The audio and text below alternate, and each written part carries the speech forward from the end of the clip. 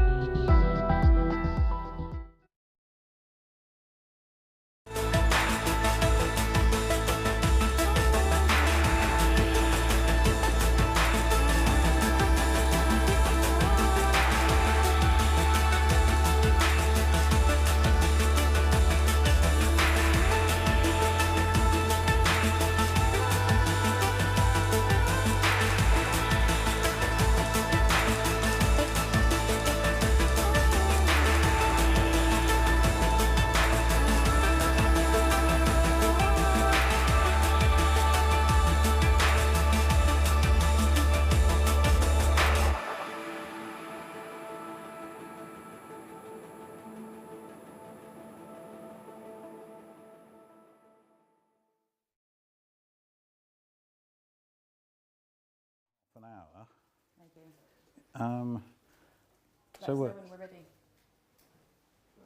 Are we going? Are we? Action. All right, good.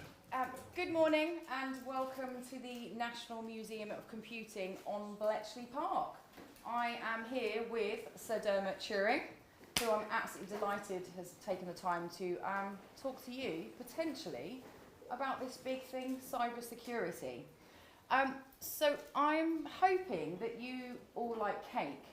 So mid-morning, we're going to have some cake. But Dermot's brought his own cake, and maybe he can give you a snippet of the slices and tell you how this has been made up. Okay, so this is, I don't know whether you can see what's written on the slices. You probably can't. And I've got an absolutely microscopic laptop. I can't figure out what's on the slices. But this is, the idea behind the cake is that there's a sort of a popular perception about what Alan Turing stands for. And we might do some of these things. So how many of you, let's do show of hands, how many of you would say that Alan Turing is a code breaker? None of you. That's a very interesting audience. Okay, let's try this one again. How many of you think that Alan Turing is a code breaker? At least 4 of you. Good, well done, well done. How many of you would associate him in some way with computing? Oh, quite a few more. All right, well done. That's because we've got a slightly self-selecting audience here. Okay, how many of you would associate him with gay rights? You're all a bit more sort of tentative about that, aren't you? That's quite interesting. What about something like Riemann's zeta function? Well, that's interesting. Okay, no takers. Artificial intelligence? Yeah, okay. So I've got my slices roughly right. Morphogenesis. How about morphogenesis? Not a single hand going up for morphogenesis. That's very interesting. Don't you think that's a bit weird? We'll have to give them a compulsory sunflower tutorial later, won't we? We'll do it at lunch. Yes. Yeah, we'll do that. Okay, so all right, go away and find out about Alan Turing and morphogenesis. That's why the morphogenesis slice is a bit smaller than, let's say, the code breaking slices. And there's some other things like marathon running. Any takers from marathon running? Okay, well, good. Yes, right. Well, you can go and chase around the park later and do a demo. Okay, so, all right, as we've not got vast amounts of time to spend on each of these slices, I would put it to you that those perceptions, and roughly the number of hands that went up is consistent with the general public sort of perception about what Alan Turing is all about. And I would suggest that we can look at him in a slightly different way. So I have cut the cake differently. So, it's like a layer cake. I mean, those things are not necessarily wrong, those things that we talked about, but if this is a Victoria sponge and that's the sort of base layer, then you've got a nice layer of sort of sticky stuff, and then you have another layer on the top, and because you can do this these days with 3D sort of, printers and all that kind of stuff, you can cut the slices on the top layer differently from the slices on the bottom layer. So here we go. I would suggest that if you don't look backwards at Alan Turing as a historical figure, but you think about what he should be standing for us in the 21st century, I think it's a less sepia tinted, it's a less soppy way of looking at Alan Turing, and I think it's actually more vibrant and probably a bit more, a bit more relevant, I would suggest. So we've got some other things here, and I started with education, because actually I think for example, what's happening here at the museum, Alan Turing is being used as a sort of vehicle for inspiration and education. So, okay, let's give you some numbers. The number of young women presenting themselves for mathematics at A level in England is declining. It's gone down from roughly 40% to somewhere in the high 30%. So gender balance. So that still more boys want to take maths A level than girls, and it's getting worse. Why is that? You need to think about why that is. Why are people having conversations with girls aged 7, 8, 9, which is implanting in their minds that these are boys' subjects and they're not suitable for girls? That then manifests itself in gender imbalance when it comes to studying computer science. The number of women going into... we've got a question. Come on, I'll shut up. Go on. Sorry, I just wanted to resolve, if I could, well, two things actually. Firstly, where does this come from, the ingraining into them that it's a boys' subject? Is it something at school? Is it the media? Or is it a mixture of different things? And my second question was, am I allowed to take photographs? Thank you. Your second question was a damn sight easier than the first one. Okay, well, I don't know, and the interesting thing is that the sociologists haven't really got to the bottom of this yet, but I have a suspicion, so I'll put this up there as a sort of hypothesis that people can then criticise, challenge, or whatever.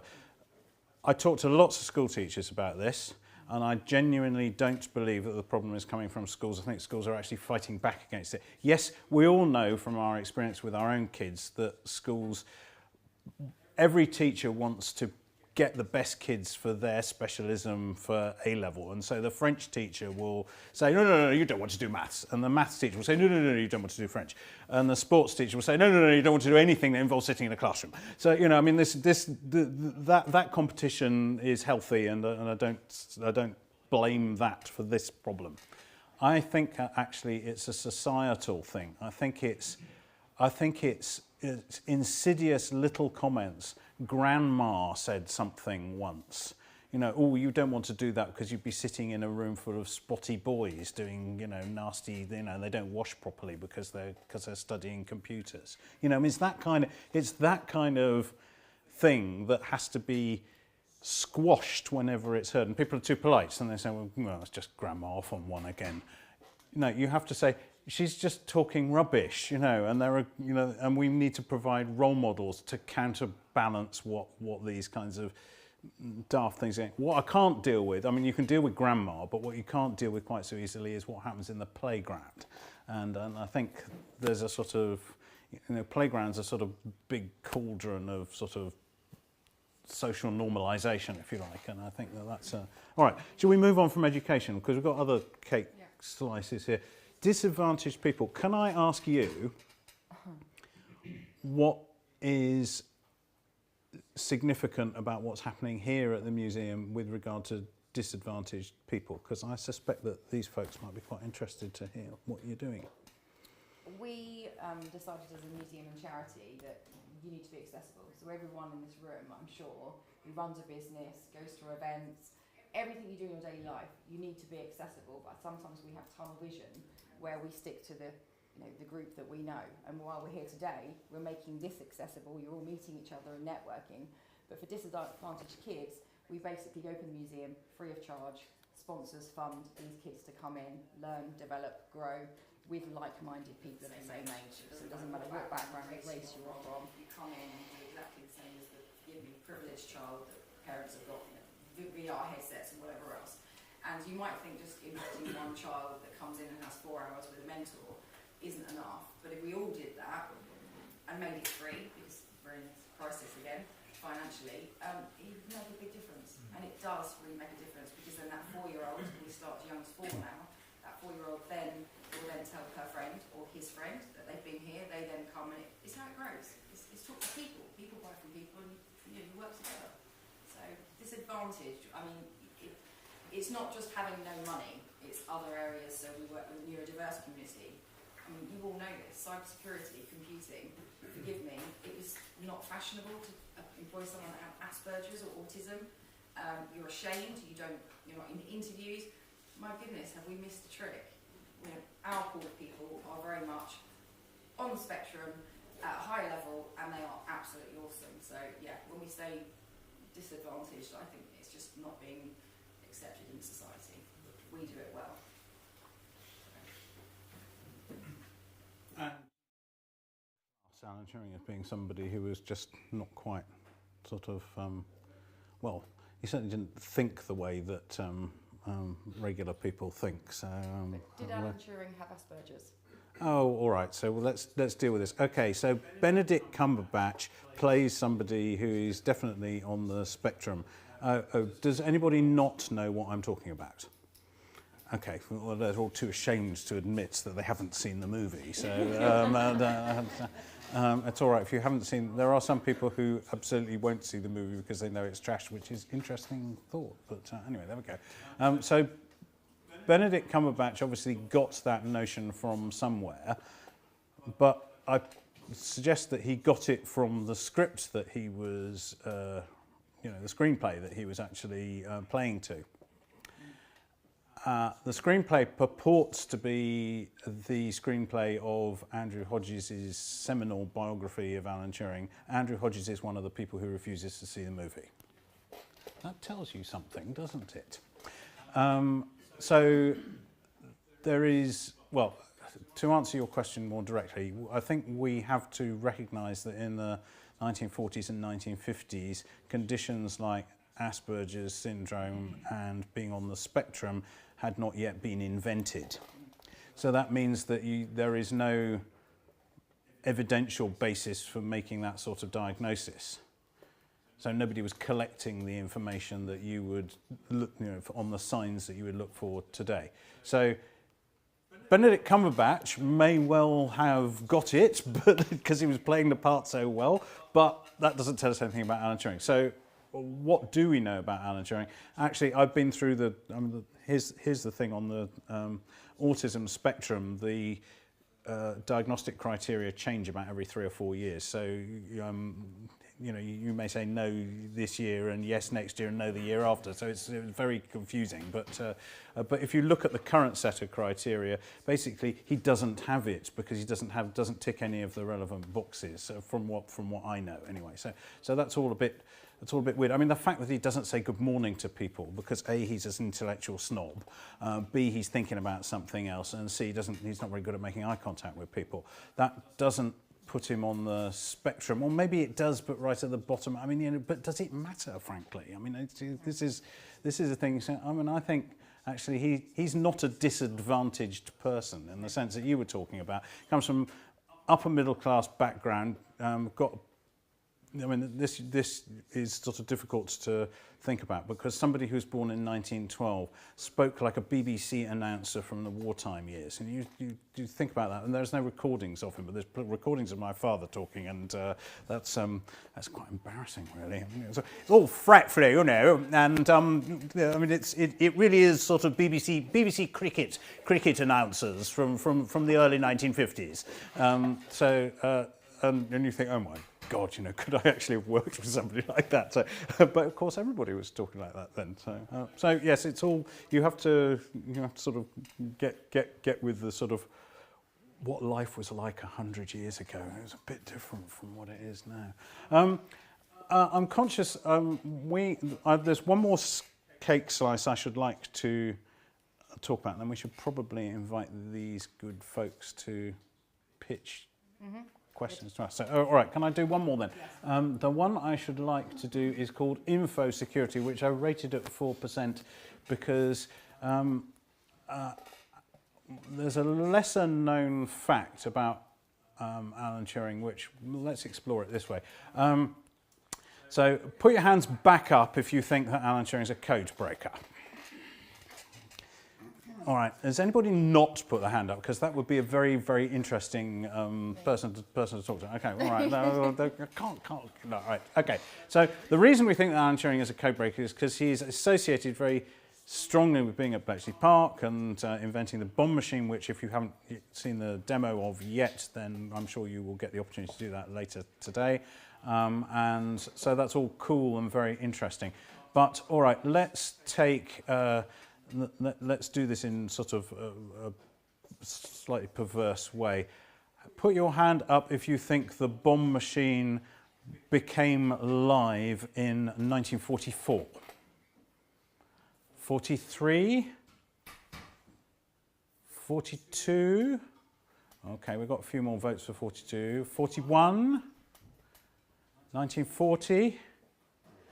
Okay, that's very interesting. So you're all hopelessly brainwashed by watching the Imitation Game movie. The answer is that Alan Turing's design was in the hands of the engineers by November of 1939.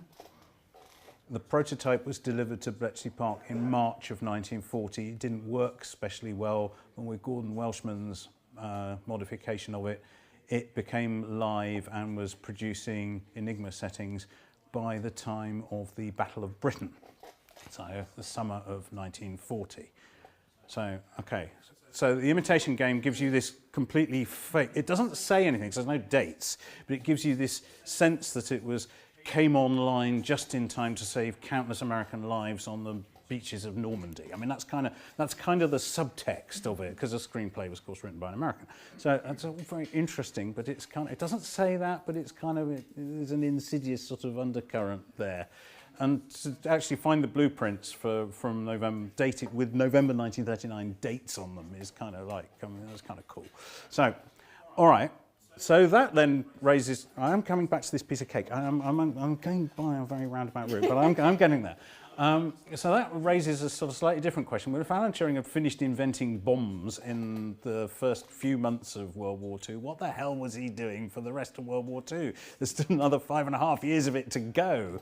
And the answer is that by 1942, he had moved over to something that these days we would call cybersecurity. By 1942, Bletchley Park had figured out that they had a cybersecurity problem. I didn't call it that in those days, they called it cipher security. So we just changed the spelling slightly. But so they realized that the Germans were reading the British codes. And they say, no, he's got that, this is the wrong way round. The Germans were reading the British codes. How did the British find out that the Germans were reading the British codes? Any suggestions? Operation Meatball? Oh, I've no idea what Operation Meatball is. So maybe you're right, but I don't know what that is. So Were they relaying the information that decoded by messages to their own troops? Absolutely. So this is the thing. This is where cybersecurity gets really quite interesting. We knew that the Germans were reading our codes because we were reading their codes in which they revealed what the... So that then starts to, hang on, but if they're reading our codes and we're reading their codes at the same time, this is going to disappear into a vortex of something completely incomprehensible and unravelable. But the long and the short of this is that by the middle of 1942, Bletchley Park set up a whole unit dedicated to cybersecurity, and it consisted of a guy called Lieutenant Commander Russell Dudley Smith and his assistant Margaret Story. Margaret's a great character. She's chain smoking and she's foul mouthed, and so great. So I'm like the first. So there we are. This is the birth of what you guys do for a living, which is cybersecurity. The birthplace of that too was here at Bletchley Park. Not just the birthplace of hacking, but the birthplace of counter hacking. And so this is quite interesting. I mean, eventually Dudley Smith's department got a bit bigger, and Margaret had somebody to take the ashtray out, which was great. So I think this is all really quite interesting. And then eventually, gradually, very slowly, the British codes got a bit more secure. I mean, it's really quite interesting how easily crackable the British stuff was. But anyway, so I thought that was quite interesting. And Alan Turing then goes over to the code creation side of the fence rather than the code breaking side of the fence. So that's what he's doing for the rest of the war. All right. So I've done my cake. Would anyone like to ask a question? You must have questions, guys. So you all think that you are literally smashing this whole scenario of cybersecurity. You don't think Alan Turing is relevant? He hasn't impacted your businesses, your lives? No. I have a question, if I may. You know, on your slides of your cake, women in tech, Yeah. how the effective is historical point. Could you please expand on that? Yeah. Okay, so again, you've got this sort of sense of Alan Turing being somebody who doesn't understand when he's been given a lunch invitation, and you would probably conclude he's a bit of a misogynist. So, interesting hypothesis there. The way I look at it is rather different, actually, because we have to accept that society was a bit different in the 1940s and 50s from how it is now. But Alan Turing's research assistants and PhD students, when he was at Manchester, which was basically the last 5 years of his life, Bernard Richards was Alan Turing was supervising his PhD. But he also had two other research assistants, both of whom were either working towards master's or doctoral degrees, and they were both women. And he was also informally supervising the world's first person of either gender in any country to receive a PhD in computer science, a lady called Beatrice Worsley, who is Canadian. She had worked with Maurice Wilkes at Cambridge, and there's some legacy of the kind of thing that she was working on behind you.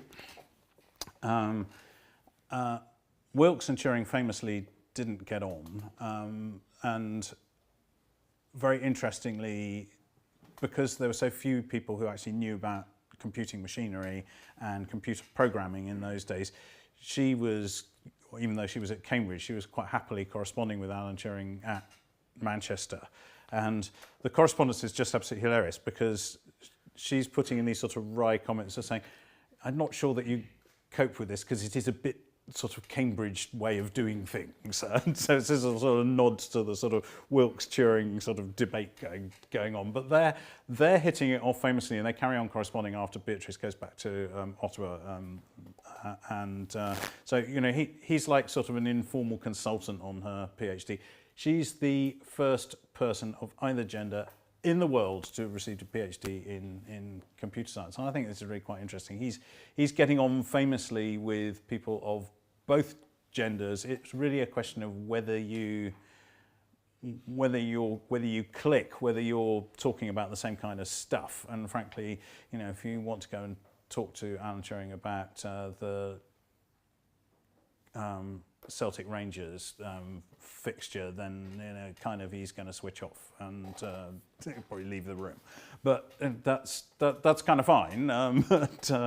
But if you want to talk about whether you could actually create a program for that thing to play a game of chess, then you probably won't be out of the pub for the next 3 hours. But I think this is quite interesting because it does connect back into this whole sort of women in tech thing, because that is very interesting to consider that the women who were doing high-powered jobs, and they weren't all just machinery operators, the women who were doing high-powered jobs at Bletchley Park went on to try to do high-powered things in both in code breaking or in technology, and society decided that this was inappropriate. Married women had to retire. And that was the coy word that was used. If you got married, the woman was expected to retire from her job so that she could devote herself to housekeeping. And so there's some great books about women who were computer programmers in the early 1950s, because staffing policy required women to retire. So you've got 25-year-old, 30-year-old women who are actually experts in computer programming who are being forced out of the workplace. And at the same time, the newspapers are full of calamitous stories about how we don't have enough computer programmers in the UK. Thinking, the solution is staring you in the face, guys. It's really very, very interesting. So, and this went right on into the 1970s. the early 70s, there's pictures of sort of mini-skirted computer programming girls, wearing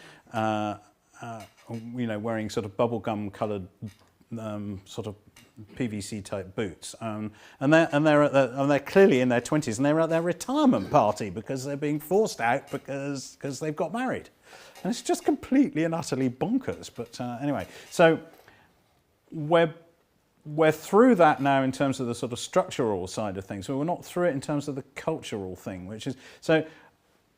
This thing we were talking about earlier, where girls are being put off doing this thing, this is a modern construct. It's not always been there. It's a modern problem, and so yeah. All right, we've got another one over there. Yes, please. Just to ask then on that point, what's happening here to kind of encourage girls then, because it's really interesting.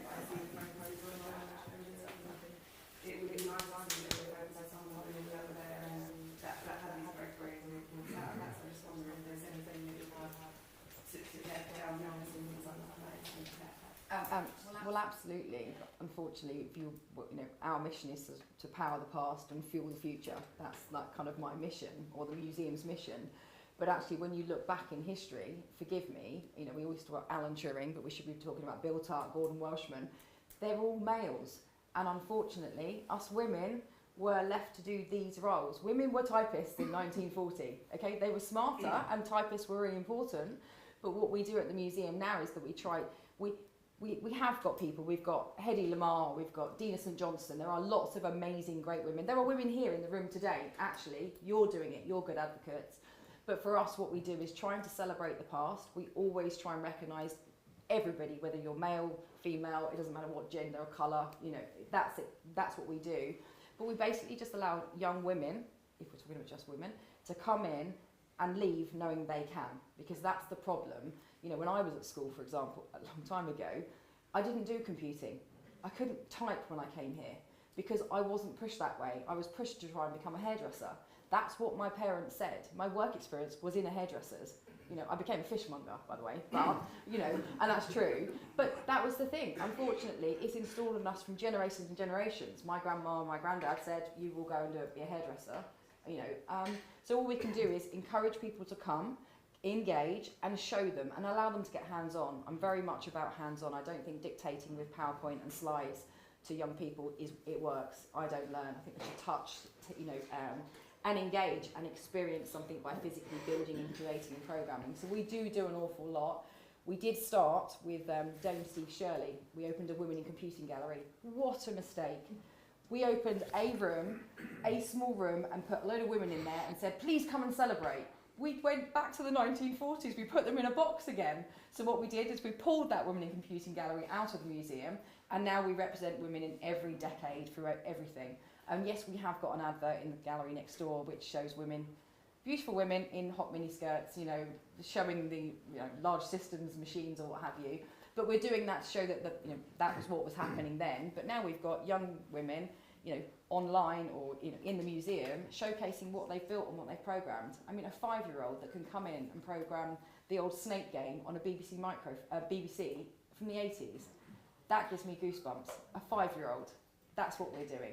So we are making an impact. We do need industry to help. If I wrote to all of you tomorrow and said, will you come in and be a mentor for a day? We've got 27-year-olds coming in. Would you say yes, or would you say you're too busy? So, yeah, we're doing okay, but we do need you to help. Yeah, I think you've got some. I mean, just what you said about the women gallery thing. I mean, I'm delighted you did that, because people never found their way to it either, because it was sort of like so. Having the women actually in the heart of the stories from the past is actually quite interesting. I'd like to say just one final thing, and this is another piece of Bletchley Park myth busting, if you like.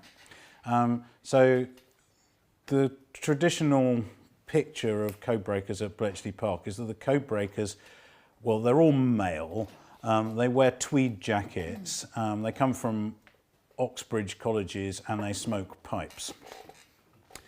That's not untrue. But when you look at the women, then you think, oh, well, they're all bomb operators or they're Type-X operators. So when the Enigma settings were found, then somebody actually had to sit down and with the intercepts and actually type them into basically a Type-X machine that had been rigged to behave like an Enigma. Okay, so Carry on, finish this bit. okay. So there were Type-X operators basically decoding the Enigma messages, and that again, that's not wrong. But what it fails to give credits to is the women who were also code breakers and intelligence analysts. And the reason that they don't get any credit is if you go to the archives and you look at the staff documents, women were not allowed to do men's jobs. All job descriptions were genderized, so the code breakers' jobs were reserved for men. So if you were a woman code breaker, you couldn't be called a code breaker, you had to be called what women were allowed to do. So that meant they were called translators or linguists or typists. And so there's millions of people who've got clerical staff job descriptions who are actually doing code breaking. So Joan Clark, for example, probably one of the most famous women code breakers at Bletchley Park, but one of many dozen women code breakers. So she's not the only one, but just pick her as an example. She's a mathematician. To get her a pay rise, they needed to give her a better job, but she couldn't become a junior assistant, which was what the technical description for a code breaker was, because you can't call them code breakers because it's secret, so you call them junior assistant, which is so vague that nobody knows. But junior assistants have to be men. Joan Clark wasn't a man, so she couldn't be a junior assistant. So how did they give her a pay rise? So her ultimate boss, Edward Travis, who later became the head of Bletchley Park, said, I've got an idea. Apply to be a linguist, and then we can get you an extra 30 shillings a week. So she applied to be a linguist. She filled in a form. Job applied for linguist. Language skills, she put none. So it's great. so they found ways around the system, but it does mean that the people who go, historians who go and look at the archives, will find misleading stuff. So again, we can sort of celebrate people who did amazing things, and yes, they've just been overlooked by history. Right, you're telling me that Stephen Hawking said that it was 10:30 and I should shut up. Yes. Okay, very good. Just to let you know, Dermot's going to be here all day, and you can obviously have a chat, ask any questions that you weren't brave enough to ask. But thank you very, very much. Right. Thank you.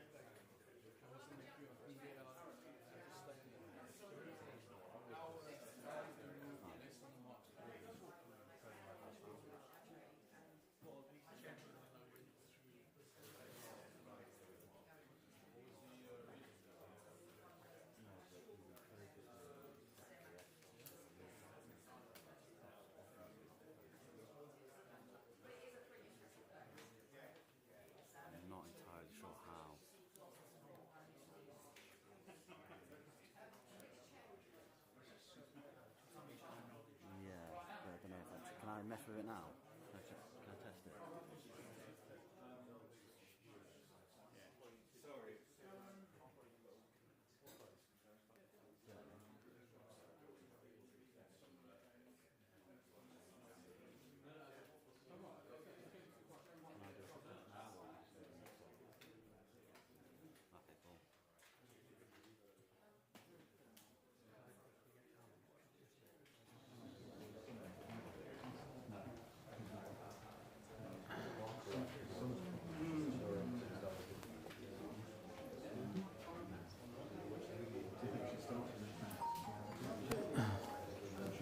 Do we just go?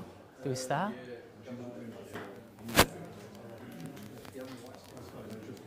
Just start? That's switching.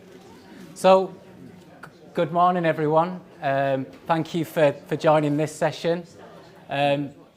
So, in this session, I'm going to talk about the real value of XDR. So, you know, as vendors, we love a good buzzword. There's so many technologies out there, and this year everybody's talking about XDR, right? So I'm going to talk a little bit about what XDR is, and for those of you that don't know what it is, it actually stands for Extended Detection and Response. So it's an evolution of EDR, which was Endpoint Detection and Response. So it's all around the ability to detect, sophisticated attacks at the endpoint.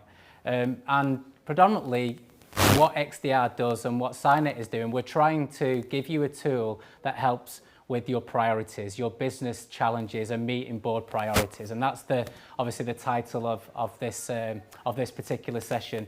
So just a little bit about me. I know this session isn't about me, but just to introduce myself. So my name's Anthony Roberts. I've been in IT for 20 plus years. I started off as a desktop server engineer, implementing Active Directory. I actually started with Novell, an NDS, and I worked a little bit with GroupWise.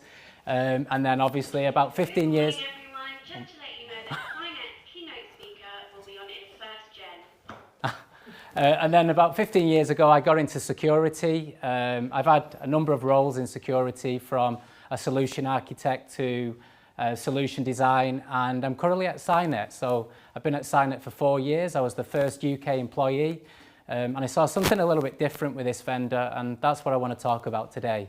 But I currently manage the engineering team at Cynet. As you can probably tell from my accent, I'm from Manchester. I'm proud to be from Manchester. I'm a Manchester United supporter. This is what I do in my spare time. I have an indoor exercise bike, which my children can't understand that I paid all this money for, and it doesn't actually move and it doesn't have wheels, so they always laugh at me about spending so much money on a bike that doesn't actually move. These are some of the vendors that I've worked for. As I said, I've worked for the last 15 years across multiple different vendors, but I also worked at HP. Are also on in our meeting room. As a consultant as well. This is me and my family, my wife, my 2 kids. We have a camper van, and more recently we had to dress up as Where's Wally, and we were trying to break the Guinness Book of Records for the most Where Wally's in a single place, which I don't think we actually did. I actually felt like we were the only ones dressed up, to be honest, at one point. But let's get into the topics. So that's enough about me. So the real value of XDR, as I said, it stands for Extended Detection and Response. So how does XDR... So there's 3 topics that I want to discuss. I want to discuss how does XDR reduce the complexity of security. I want to talk about how it can help improve your infrastructure and your operations, and give you a better detection and response procedure and capability within your organization. And then, as I said before, vendors, we love a buzzword, and if I'm sat on your side of the fence and I'm looking out there, what do I need to buy? Some of the more recent technologies you may be looking at, the likes of EDR, the likes of, SIEM's been around a long time, right? It's been around for about 20 years now, and so more recently to automate. So I'm going to talk about those technologies and how XDR differs from them. But I always like to start with an analogy. So if you take this guy, or this could be a girl, but take this person, it's his or her job to identify bad stuff in the environment. And to do that, they need complete visibility, they need the skill sets, and they need the knowledge to respond accordingly. But what if you start taking their capability away, turn their cameras off, play around with their cognitive abilities and disorientate them? What about if you take the ability for them to be able to respond? And where I'm getting at with this is if you look at the evolution of technology, I was talking to this gentleman before and you're talking about being natively cloud built. I think with the evolution of technology and the way attacks are becoming more sophisticated, it's becoming more and more of a challenge for us in IT to control our environment on a day-to-day basis, and it often feels like you're losing control. And that's what I want to get at with this, and I'm going to come back to this analogy towards the end of the presentation. But let's go into the first topic. How does XDR reduce the complexity of security? So look at this slide. I always look at this slide and I always think, if I'm sat on the customer side and I'm looking at this, where do I start? You know, what technology do I need? There's so many of us out there. And if you go to InfoSec and you go to RSA, it's like, where do I begin? And all of them, guess what? All of them have the best technology, right? They all have the best tools that's going to reduce your threat exposure. But predominantly, with all these tools and all this technology in place, cybersecurity is becoming harder, right? Attacks are becoming more sophisticated with the evolution of security. The damages from cyber attacks are increasing. I'm sorry, you probably can't see the small print, but the insurance premiums, I was talking about it before. I read an article this year that they've gone up 80%, so almost doubled in price. And, you know, typically what organizations have done is they've gone out and bought this technology to try and address this, to address these sophisticated attacks. And look at all these buzzwords, next-gen AV, EDR, SOAR. What do you need? The answer is you need it all, really, but do you really have the people and the skill sets to back it up? And for me, that's the key thing. You have to have the right people and the right process. Technology isn't going to solve it for you. Yes, it's going to reduce your risk exposure, but when it's telling you that your house is on fire, a lot of these solutions don't really put that fire out for you. And that's one of the differences I want to talk about today. This was a really interesting report, a data breach report. It was sponsored by IBM. It was carried out by the Ponemon Institute, and it actually covered 537 real breaches, 17 countries, regions, 17 different industries, and they interviewed nearly 3,500 people. And the goal was to determine how long it actually took for them to identify an attack and respond effectively. And what really stood out for me, and this is publicly available as well, first of all, when I talked about the evolution of security, look at all the different vectors we have today, all the different channels in which your business is exposed. You've got business email compromise, you've got misconfiguration in cloud applications, you've got spear phishing attacks. As technology evolves, the playing field for attackers just gets bigger and bigger, right? It's so much more easier for them to script attacks. What really stood out for me was the time it takes to identify and contain from these attacks. So we all know now malware, right? A lot of attackers don't actually use malware to script. They're using scripts, they're using PowerShell, they're using command lines. And this is the reason why we see it takes, I don't see one of these attack vectors here that are taking any less than 200 days to really say that they've identified it and they've contained it. And that really stood out for me. So what's the approach that works for you, and what approach are we seeing? So the current approach is, well, you can go out and buy one of those technologies and they will assume that you've got all of these resources and all of these processes in place, all of these people.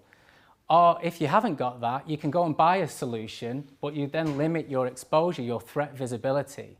So it's kind of, you know, it's kind of that risk reward that you need to understand what people and process do we have, and what technologies do we need. And the fact of it is, a lot of the time, a lot of organizations don't have the people and process.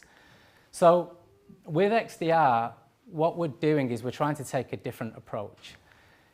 A good XDR solution, extended detection and response, is meant to be fully automated. So it's not just going to tell you that, yes, we've seen an incident, something's happened in your environment, now go and fix it. It's meant to remediate and automate that as well. So it's meant to streamline your response side of security and address that containment, which we just saw on the previous slide. It should be simple to deploy and use. You know, there's a very limited amount of skill sets in the industry, right? Again, I started in IT, and then all of a sudden I was being asked to do security. And I was implementing desktops and servers and administering Active Directory. And then I'm asked to be doing security. A lot of people don't have the skill sets within the organizations. And then it needs to be affordable, right? Because when we look at security, it's often, most organizations don't have the budget for it, right? And the priorities lie elsewhere. And I also think, as I mentioned before, to address those skill sets, a good XDR solution needs to be backed up by 24/7 service as well, so you can address those skill sets. So predominantly, what we're trying to do is take that stress from your IT teams, because they might not be skilled in security. Offer managed security, those skill sets can be managed by the XDR solution, and have a comprehensive solution that offers lots of different technologies to address those sophisticated attacks. Because you can go out and buy an AI solution, but is it really going to address all of the different types of attacks out there? The answer is no, it's not. I'm still a big fan of that multi-layered defense, that defense in depth. So a good XDR solution needs to have lots of technology, all combined and all integrated together. Because one of the challenges, again, is that you go and buy all of these tools, none of them talk to each other. So what does an XDR platform look like? So this is how we solve the complexity. So first of all, we need visibility, right? We need to make sure that we're taking the right telemetry points in. So we need visibility of, first of all of the endpoints. Because today when you look at security boundaries, it's not the network, it's the endpoint. I believe the endpoint is becoming the new security boundary. And to do that, you don't just need to be monitoring files and processes across the endpoint. You need to be looking at user activity. You need to be looking at network activity. And we say deception here, it's a feature that we actually offer in our platform. But predominantly, don't just focus on file and processes. You need to be focusing on user and network telemetry as well. And all of this needs to talk to each other and be integrated. And that's what a good XDR platform should provide for you. So it gives you the integration, the normalization, but the correlation of data. So if something does happen, it's all there, it's all correlated in one place for you. And then it's the automation. So if we go back to that IBM slide before that I had on the graphic, when you looked at the containment and the time it takes to identify, the biggest challenge is a lot of customers, they've got the tools, right? They've got the ability to say something's happened in your environment, but they haven't got the skill set to respond to it accordingly. And a good XDR platform should provide that ability to then start to automate the response. If something happens, just block it, prevent it. It's kind of like that zero trust. Let's block it, and then let's respond to it, and then let's have the data there available to tell us what actually happened. It should also integrate with your existing infrastructure quite easily. So the ability to extend your response into your firewalls, into your Active Directory, for example. So how does it solve the complexity? Well, multiple telemetry points. You can't just focus on the endpoint or the network or the users. You need to pay attention to all of that telemetry, and it needs to all be correlated. It needs to have SIEM-like capabilities, and I'll come back to that in a second. And it needs to have automation. So the first topic, how we reduce the complexity within an XDR, is it needs to be a single solution. It needs to be natively integrated, and it needs to be an automated platform. And that's the first topic I wanted to get on, how XDR, the real value of it is less complexity, easy to manage, and more automated and more responsive. So the next topic I wanted to discuss is how to improve your security infrastructure, operations, productivity, and detection and response. So obviously the key components of this, you need the right people, you need a process, and you need a technology. I think over the years, having worked for vendors for the last 15 years, we've done a great job at selling technology and making our customers believe that, yeah, you need technology, but we all know that you need to have the right people and the right process behind it. But I want to focus more on the people, because I think that's where the biggest challenge is at the moment, the lack of skill sets in cybersecurity.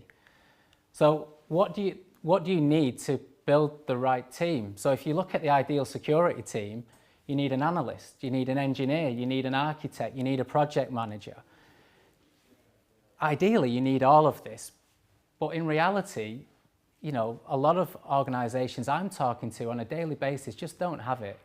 They don't have the resources, they don't have the budget.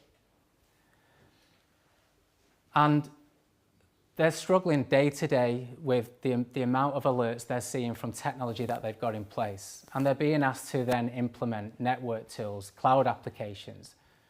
And this is the real challenge. You just don't have the skill sets in your organizations. And it depends on the size of the organization and their maturity, right, from a security perspective. But a lot of organizations, the reality is they've got lots of infrastructure with very, very limited resources to manage it. So what XDR does, it takes a different approach. So this is the methodology that Cynet, so I work for Cynet obviously, so we are an XDR solution, but the methodology that we take to address this is don't just throw technology at it, throw people at it as well.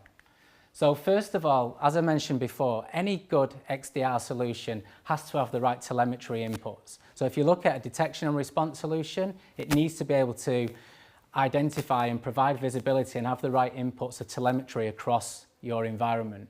So first of all, it needs to have good inputs, but the most important bit, and when we go back to the key components of detection and response, is making sure you've got those processes in place.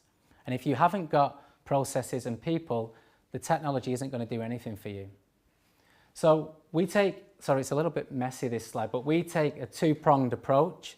So what we actually do is, first of all, with the tool, we have the ability using multiple technologies to detect and prevent the attack.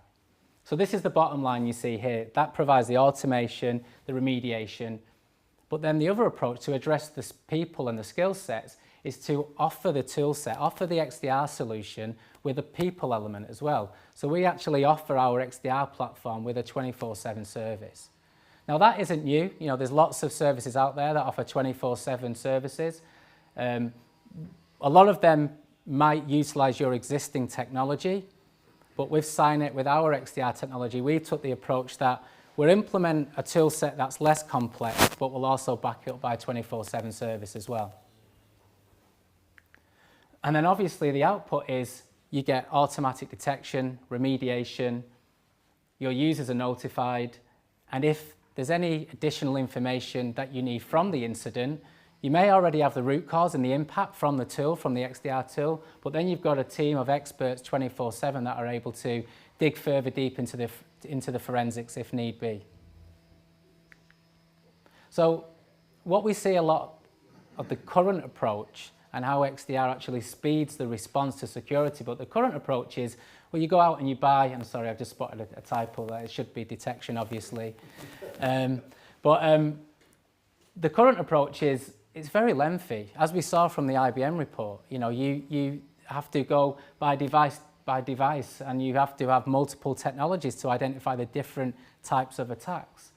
And then the response side of it, so you might be good at identifying it because you've got good technology in place, but then responding to it is the challenge, right? So often what we see is a lot of organizations spend time going to device, console to console, to try and bring it all together and try and identify what's actually happened. And then there's those oversights. So then you've got to pay a load of money to bring the consultants in to then really find out, well, what was the root cause and the impact? Because a lot of technologies don't actually give you that root cause and that impact. So how XDR helps speed it up and how Cynet helps speed that up is, well, first of all, from a detection perspective, why not have all of these technologies running in a single platform, running them simultaneously, having them fully integrated? So that's one of the differences, first of all, is rather than having lots of point solutions, your AV, your EDR, your SIEM, your SOAR, etc., have it all under the one hood, having it all running together integrated.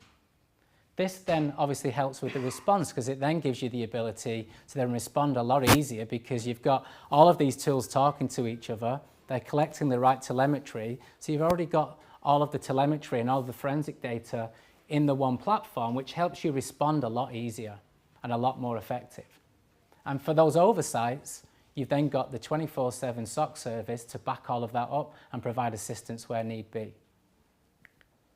So I'm going into product here a little bit, but this is what it looks like from a Cynet perspective. And it's more on the response side. You know, I've worked with a lot of tools whereby they're great at telling you, this has happened, this has happened, this has happened, but what does it actually mean to me as a business when this happens, this incident happens in the environment? What does this alert mean? What we do, we have an autonomous investigation capability whereby we can, because we've got all of these telemetry points, we're able to investigate that telemetry automatically and provide you with a report that kind of says, well, this is how we investigated, these are the findings, and this is the remediation from it. So not only tell you that your house is on fire, I think I used that analogy before, but also try and put it out for you as well and give you the forensics and the data so that you can move on to your next task, and then you can prioritize those challenges that I talked about before.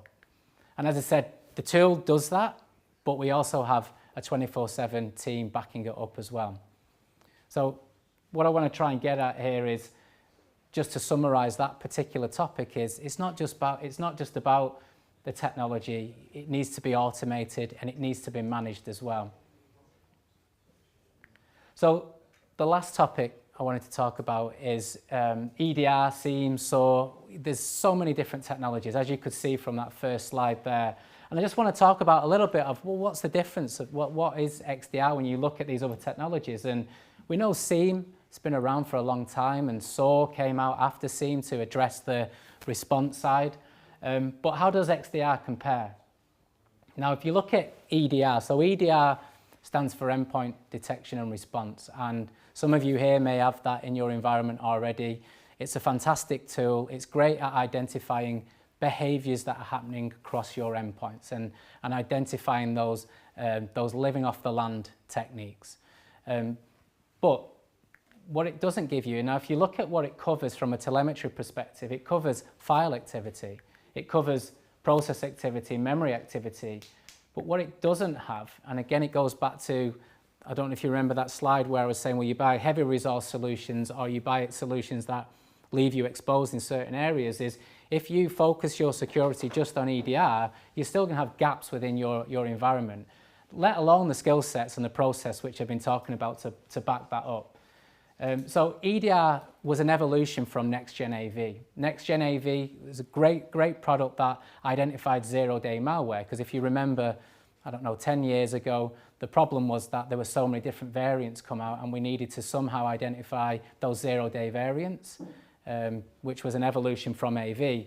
But then obviously attackers, they're now using PowerShell, they're using scripts, they're not using malware to infect the endpoint. Well, they do eventually, but majority of the time they're in the environment, they're moving laterally, and EDR is a great tool for identifying that. Then obviously the other concept, the other route you can go down, well, let's buy a SIEM.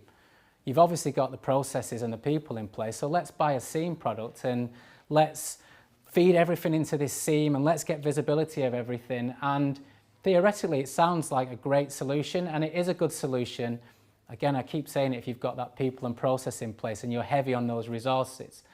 But what we saw is that, and here's some of the, I don't know what's going on with my slides here, but that should say strengths of SIEM.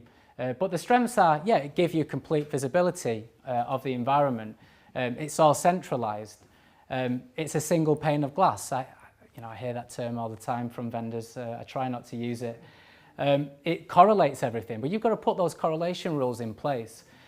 What SIEM is going to do, it's going to give you visibility, and if it's configured correctly and you've got the correlation rules in place, it's a great incident response tool. But I think a lot of organizations that I speak to, they're using it more as a log retention tool.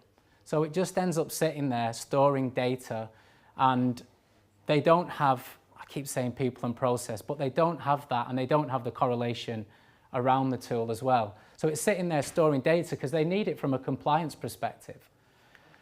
But it's, if they have got correlation in place, it's only alerting. it's very, very difficult to deploy.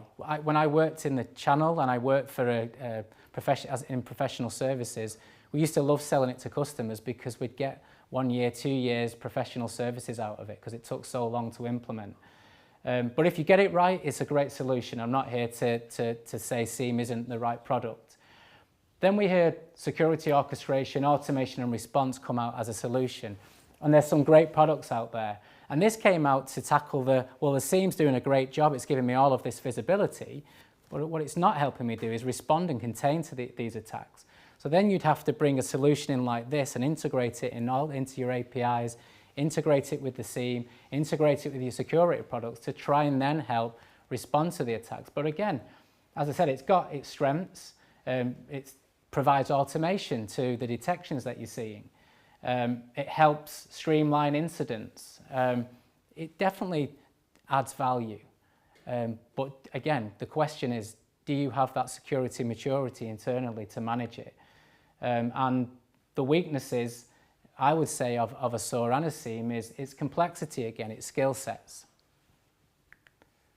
So, second to last slide, third to last slide.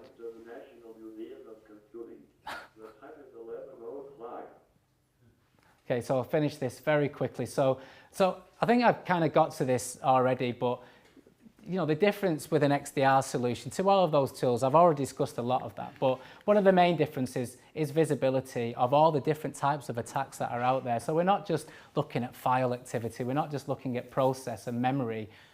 A good XDR solution is also looking at the network, it's looking at the user telemetry, and it's bringing all of that together to identify all of these different types of attacks that we see now, because the playing field has just got bigger and bigger, and it's so much easier for attackers to now stay stealth and target organizations. So to summarize, it's about seeing everything with a lot less complexity, and that's what XDR is all about.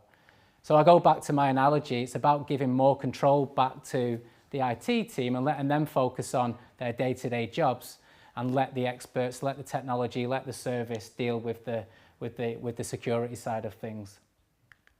And that was me, that was everything.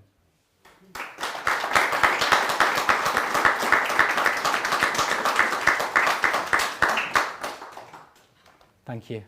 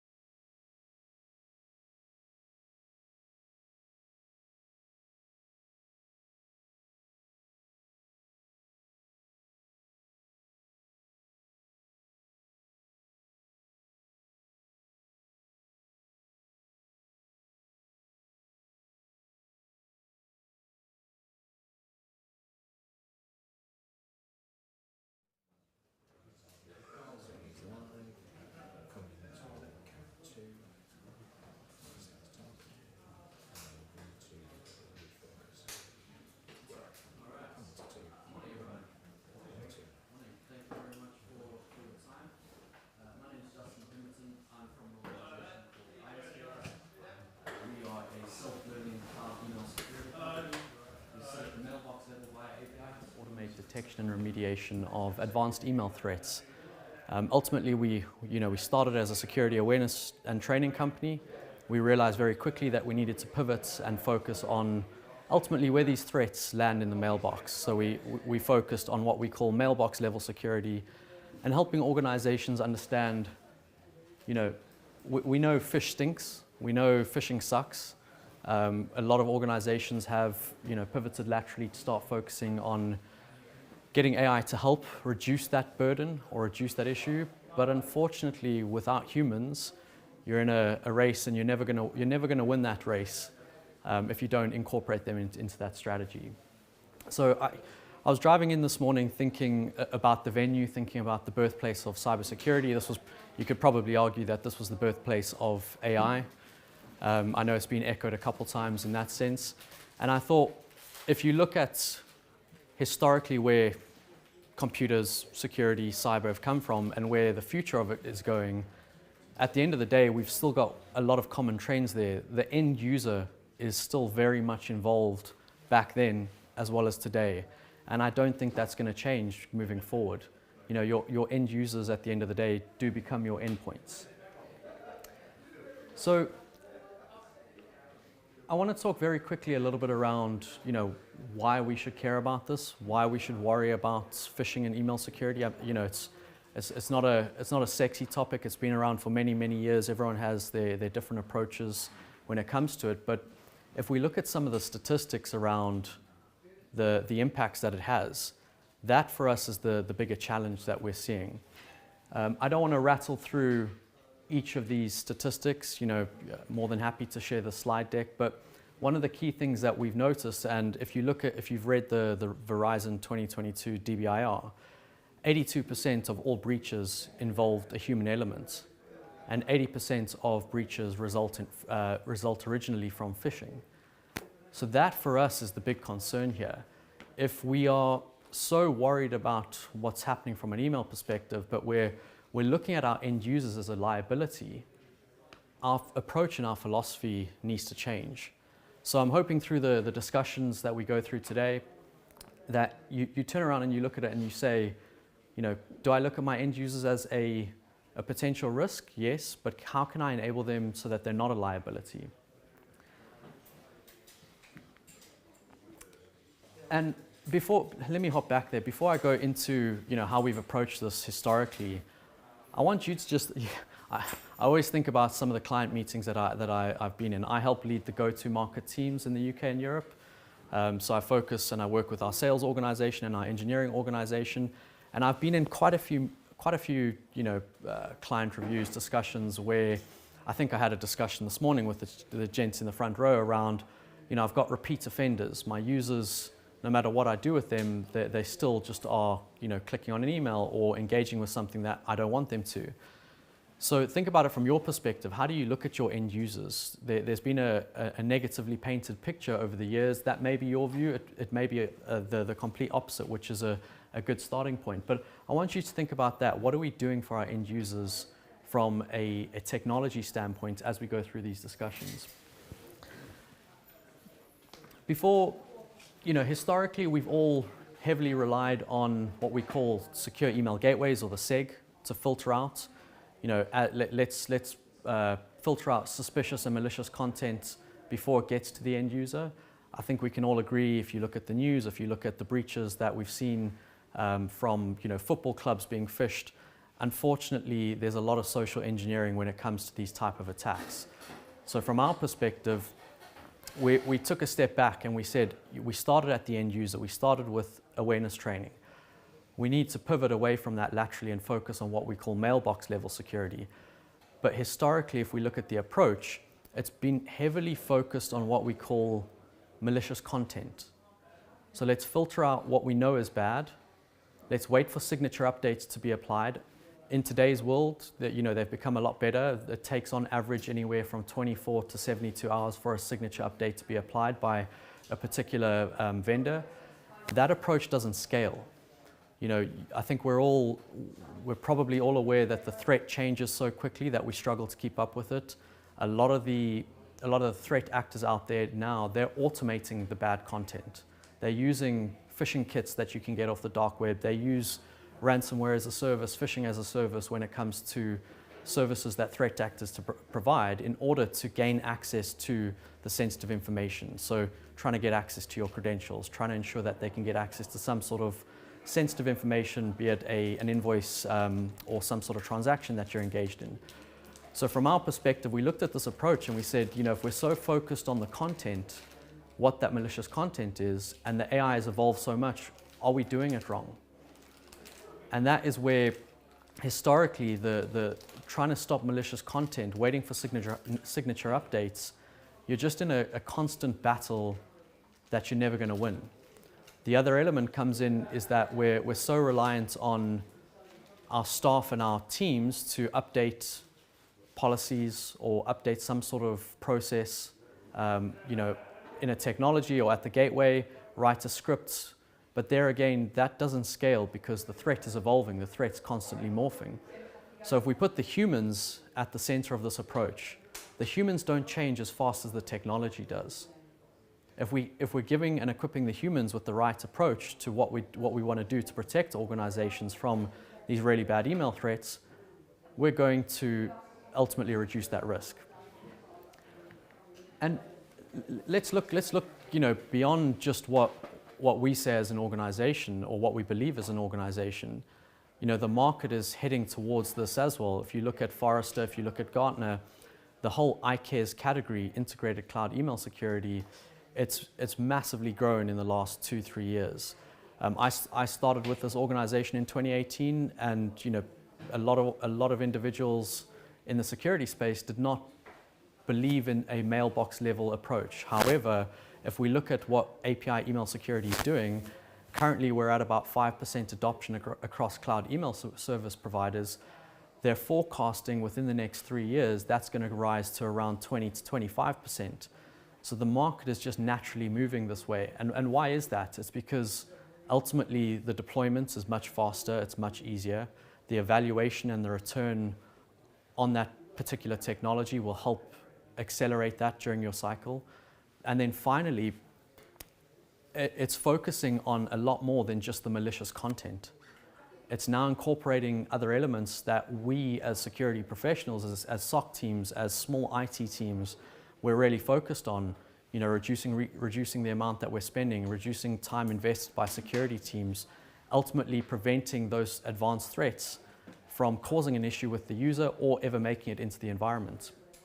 So realistically, as this particular area in email security grows and as API email security becomes more adopted, we're seeing already as a trend, we're seeing more people consolidate with the GWS and 365 space and adding something via API as an anti-phishing solution.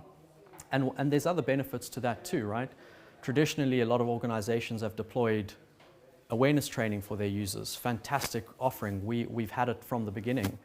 But there's issues when it comes to perimeter technologies causing false positives on what's being detected, what's being clicked. With API technology, we can inject that type of training and simulation of real-world threats directly into the mailbox, bypassing any of these other challenges that we've experienced when it comes to getting these types of trainings in front of users. And I want to talk a little bit around, you know, there's a lot of people out there and a lot of organizations that claim, you know, our AI or our technology is going to, you know, prevent this threat. There's always a red bell or a red flag going off for me, an alarm going saying, hey, if you're claiming 100%, there's definitely something not right. From our perspective, you know, majority of organizations in the ICARES space are able to stop 90, 95, some can stop 99% of attacks.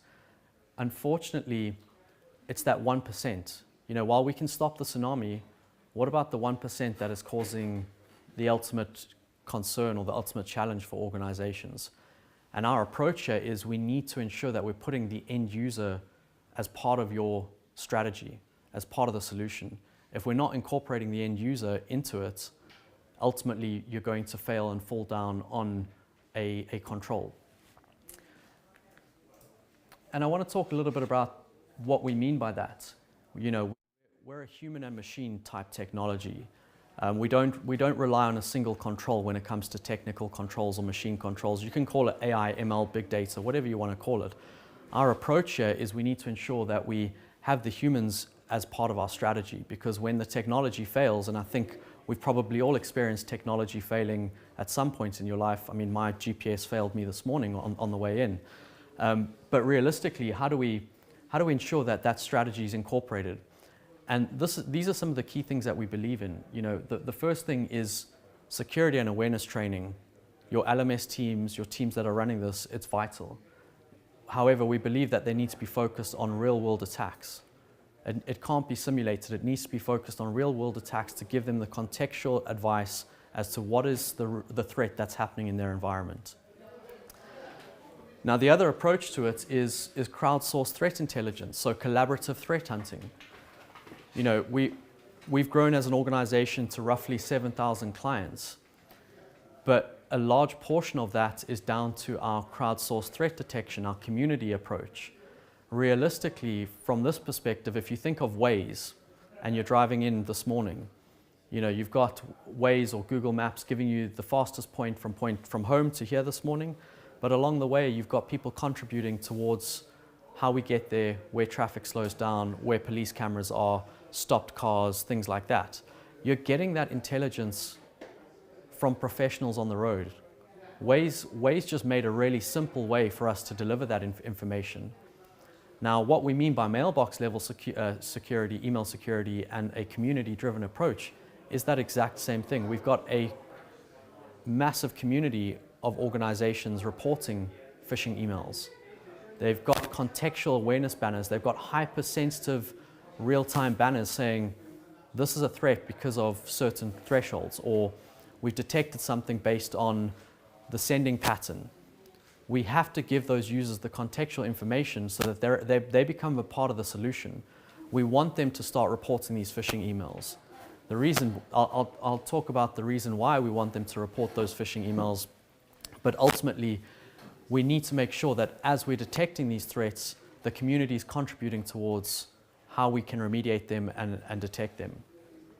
And lastly, you know, a lot of organizations have, you might have deployed it in the past. You might have had banner fatigue where you deploy, you know, caution, this banner, this email originates externally. I see gentlemen nodding over there.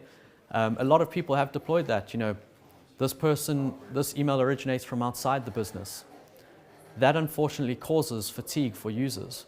What we need to give them, or what we recommend and advise, and we've seen work really well, is giving them contextual information with banners as to why we think this email is a threat.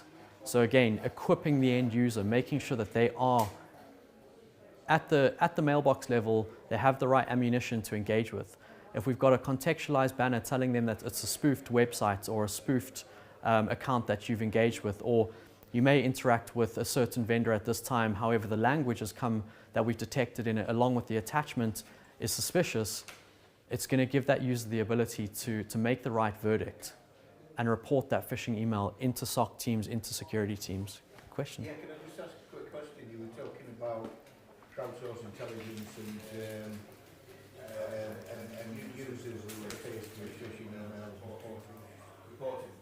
So is that reporting to their corporate security team or directly to you? It's a good question. So from a community approach, and just so everyone heard the question, from a community approach, those emails, how they get reported directly to the community at IronScales and to your SOC team or your corporate service desk or whatever it may be, it's both. It's a really good question.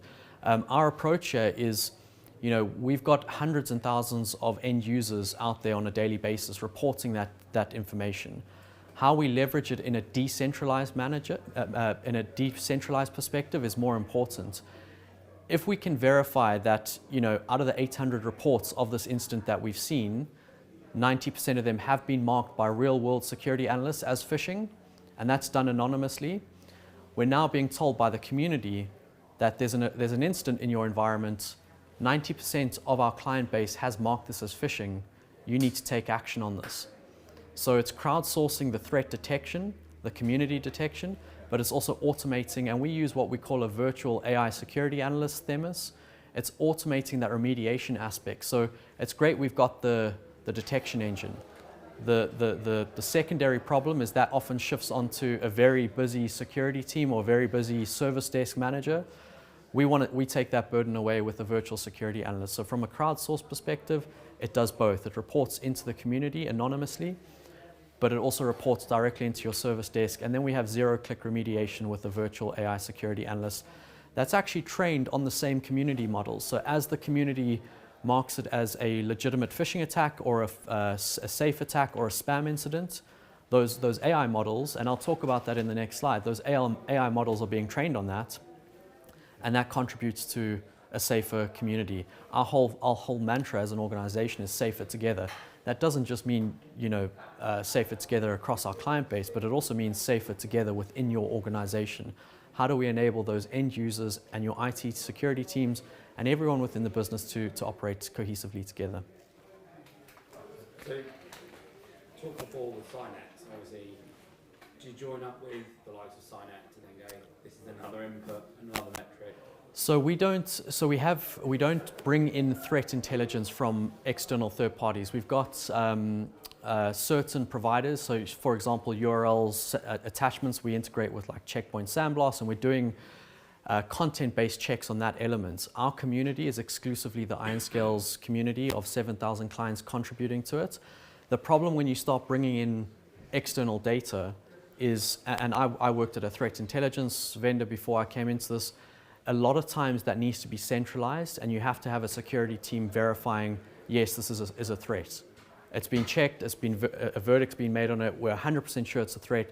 You then need to apply a signature update. It's a similar approach with a gateway. Our whole approach here is decentralized. So the community is giving you the intelligence. Our clients are saying, we've detected this threat across 100 different organizations, from McDonald's to Chelsea Football Club to Liverpool to Post Office. Out of all these clients, 94% have marked it as phishing, and we give you the context as to why these users have marked it as phishing. That community approach not only increases the detection, but it also reduces the workload for your users as well as your security teams. Cool. So let's talk a little bit about the numbers. And this goes back to the question over here in the front and over here. I want to talk a little bit about the numbers around the community because, I think we're all technical in some aspects. Every team has a number that they likely report on in one way, shape, or form. But we asked our R&D teams to look at the community-based approach last year for 2021, and what did this do for us as an organization? And what we saw was that 56% of all threats that we detected in 2021 were community sourced. So what does that mean? They were already at another organization before they came into your organization. Users at these other organizations have had the same banners, have had the same training, or whatever training program you've got, but they've been reporting on these attacks. And I'm not just talking about an auto forward rule where it goes into a dead mailbox, or you click on a button and no one ever follows up. I'm talking about properly orchestrated and automated approach to how we remediate these emails. So we looked at the numbers, and we saw 56% of those threats were community sourced. But why does that matter to us and to you? It's because of time. It's because of resources. It's because we've seen these threats before. Do you want to have to wait for your users to report them?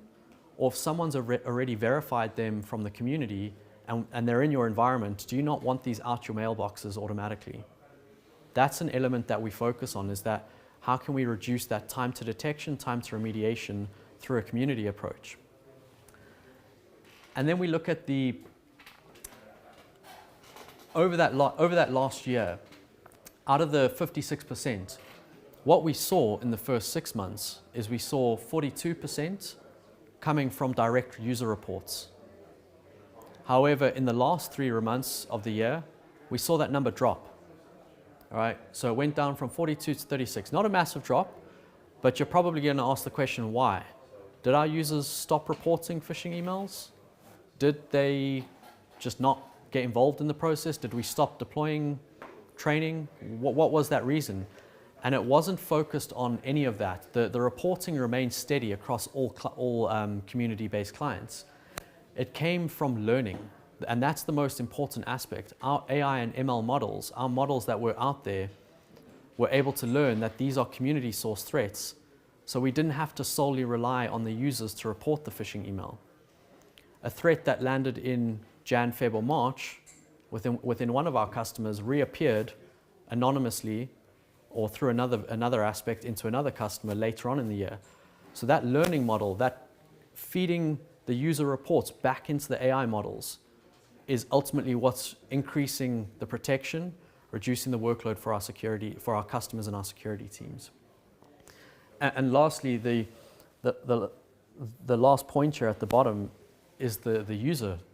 You know, I was a little bit surprised by these numbers, but how accurate is the user? Once they've been equipped with the right contextual training of real world threats, not simulated, let's talk real world.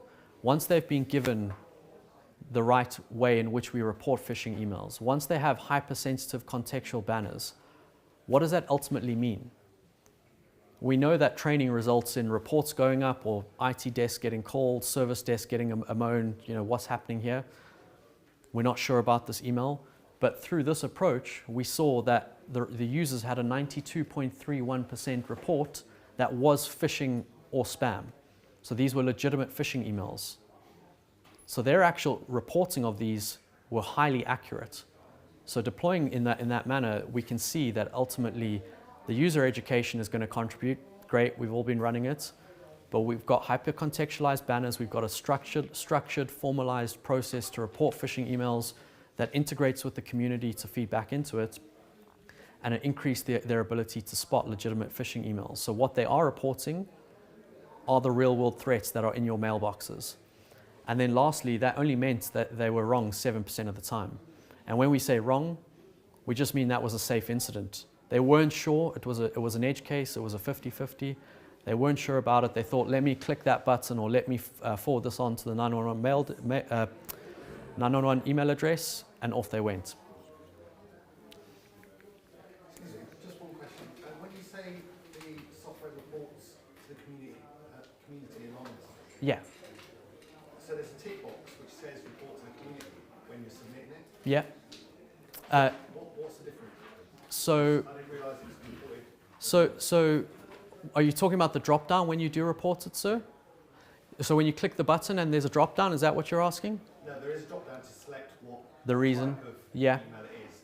Then there's also a tick box to say report to the community.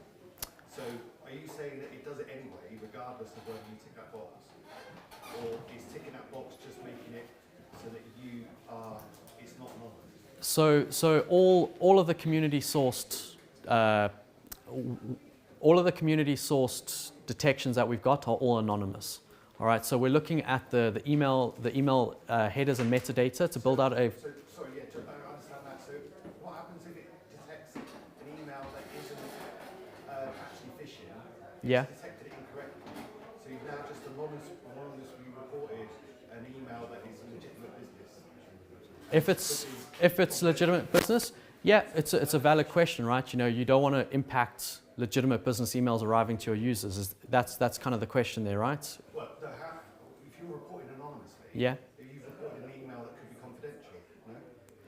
How do you stop that? So again, the way in which we are using the community approach, all of the emails are processed in our data centers. So we look at the email headers, metadata. If there's links and attachments, we'll send that off. We make a verdict on the language of the email through language models that the AI is based on. All of that is done anonymously. If something is not suspicious, it's automatically dropped within 24 hours. We do rescanning of certain URLs for delayed weaponized attacks. However, if it is suspicious, it gets escalated to the security team, so to someone on the service desk or within the SOC team to make a verdict on that. Either our virtual AI analyst would have made a verdict and ripped it out the mailbox if it is phishing, based on the community threshold, based on the language, based on Themis's verdict, or an analyst or a security manager, whoever's running the platform, clicks a button at the top, mark it as safe, and it pushes it all back to the mailbox. We don't store, the data and say, client A received this email, this is who client A is. It's all anonymous in terms of, we give you the reason why, client A, you can create your own nickname across the community. Client A, his nickname is, Japes or whatever it may be.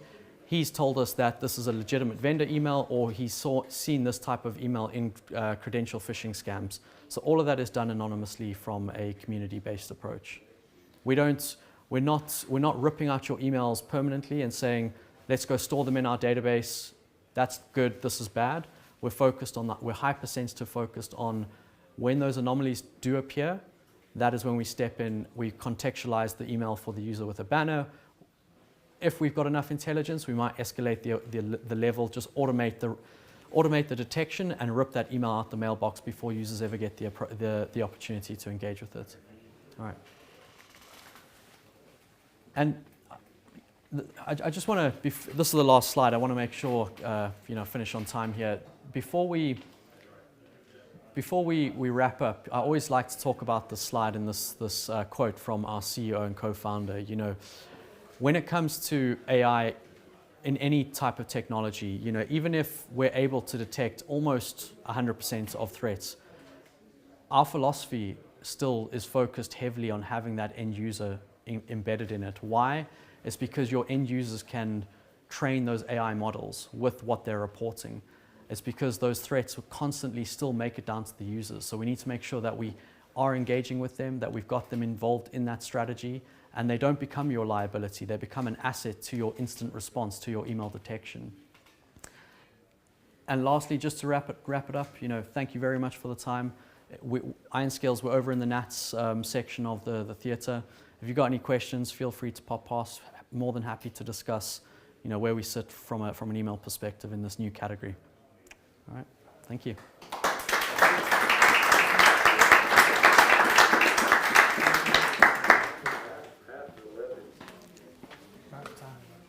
Cheers, thank you. Thanks. Thank you. Mark. Yes. Are you with Scientific Labs? Yes. Do you want to have a chat now? Or? Yeah.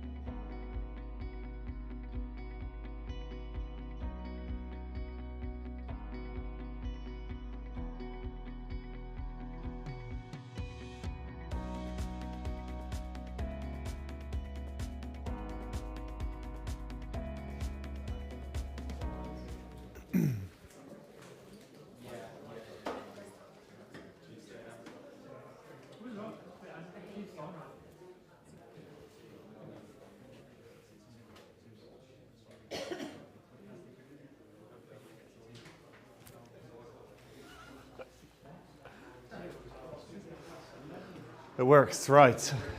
Can you hear me? You can hear me? You can hear me. Probably the only West Country accent you'll hear today, I imagine, but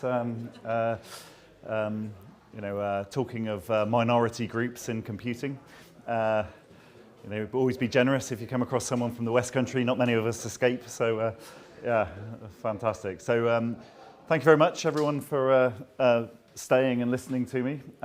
My name is Darren Gale, and I'm with a company called IronNet Cybersecurity. Well, I'm today going to talk about network detection and response and the value of network as a data source in detecting the presence of bad in environments. And so the agenda that I've put together for us is talking a little bit about the SOC function, the adversary, the strategies for finding bad in the environment, the value of threat intelligence versus perhaps some more real-time capability. And then we're going to talk a little bit about a little bit about collaboration, okay, and the possibility, just the possibility, of crowdsourcing your triage within the SOC function. And I just want you to think about that for a moment. So let me introduce IronNet to you. I work for this gentleman here. This is General Keith Alexander. He founded IronNet in 2014. And for those of you that perhaps don't know him, he is a very significant person in terms of the cybersecurity industry. He was the longest serving director of the US NSA. And after completing his tenure in the NSA, he lobbied for the creation of US Cyber Command and then became the first commander of US Cyber Command in the Department of Defense. And as part of that journey that he went on, so you'll appreciate a lot of offensive and defensive cyber, trying at a nation level, protecting from nation state attacks and so on. But as part of that journey, and part of the core deliverable of US Cyber Command was really about collaboration and the idea that working together is a much more desirable landscape than trying to defend in isolation of one another. So as part of US Cyber Command, working with core federal defense agencies able to provide visibility of attack vectors very rapidly across those different entities to elevate their postures collectively. The challenge, of course, is that function, whilst it's gone from strength to strength, is still very focused on core capability in terms of federal US space. So when General Alexander retired in 2014, he created IronNet as a company to help facilitate the collaboration for a broader set of public sector and the commercial sector and so on. And in terms of detection, he chose the network as the data source for finding evidence of bad. Now, my career, I've been lucky enough to be with IronNet for almost a year now. Prior to that, I've worked at other NDR vendors, but I was also, prior to that, running the Mandiant business here in EMEA as well, so which is an incident response business. And certainly from my own experience, I believe in network as the data source because the evidence is always in the network, right? It's always there. The challenge we've had as a community is how do you get the right signal to noise ratio from the network? How do you separate that signal? And the advent of the employment of mathematics and the availability of density computing has lent itself very much to being able to amplify the signal, which is always present in the network, to a degree that you can get the appropriate false positive rate that it's consumable in the enterprise. And so we really believe in network as a data source. There is a question. Yeah, I have a question because I'm a little bit confused because you're talking about the network as a data source. Yes. I don't want to be confused about that. I don't know what your definition of it is. And it's evolving. So the question relates to network as a data source. What do I mean by network as a data source? So when IronNet began, like many of the network detection and response tools, it was about consuming raw packet data, typically on the north-south channel at primary egress points, extracting metadata from that traffic and then applying the mathematics to that metadata that's extracted. But of course, the network, and it's a really interesting topic, is constantly evolving. And today, we don't really have a perimeter anymore, right? The perimeter is evolving very rapidly, and it's become much more diffuse. And so, in fact, whilst we still identify as a network detection and response vendor, we actually consume a wide variety of data sources, and to service cloud workloads and so on, there's a variety of different options, including consuming logs and other metadata that may already be present and extracted in the environment. Things like NetFlow and Bro and Zeek and those kind of things. We would love to extract our own metadata with a sensor, but it's not always possible in today's world with the complex topologies and the appetite for telemetry in the customer base. But in general, north-south and east-west traffic in a traditional sense, but in today's world with the diffuse perimeter, more data sources as well, okay? But certainly IronNet is really created to address that challenge of collaboration in the public domain, yeah, sort of outside of that core DoD type federal space. And so this is the journey that we've been on. So today, there is a full spectrum of capability in terms of security operation function, okay? And you know, there are some very sophisticated security operations centers on here and one less sophisticated one.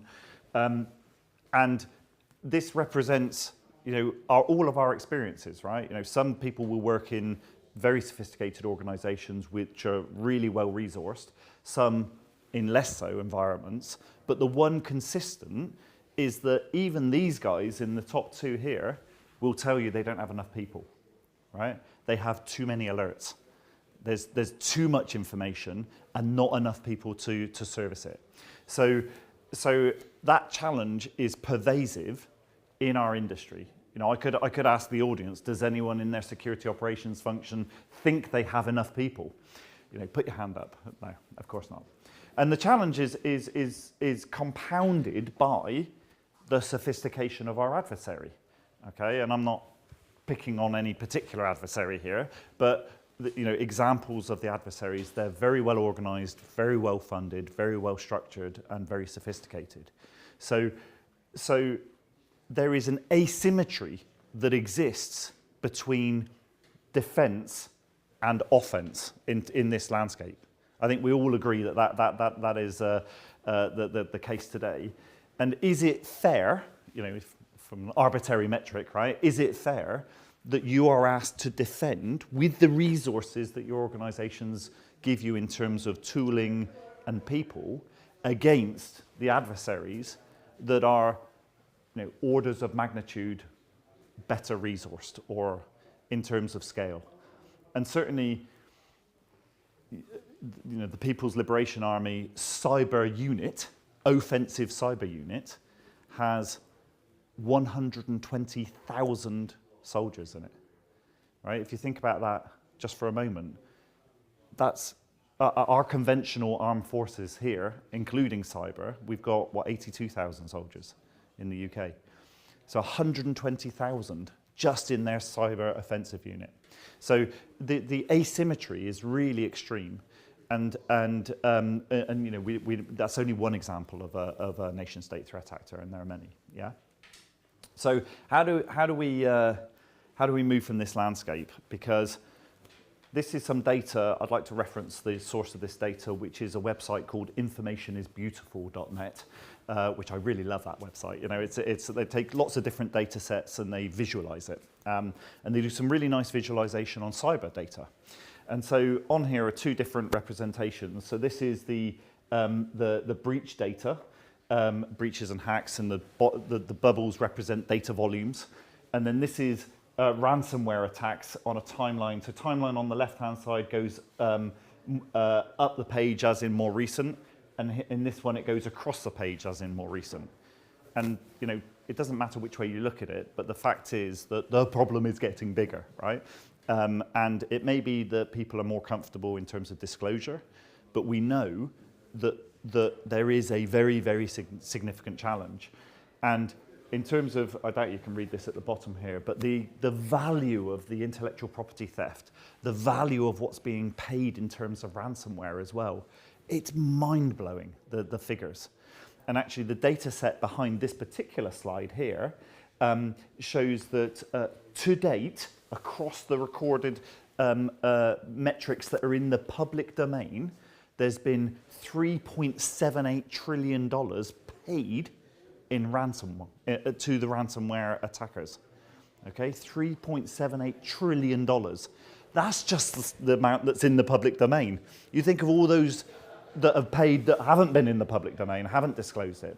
So it's a vast, vast challenge that we're facing, and a massively asymmetric one.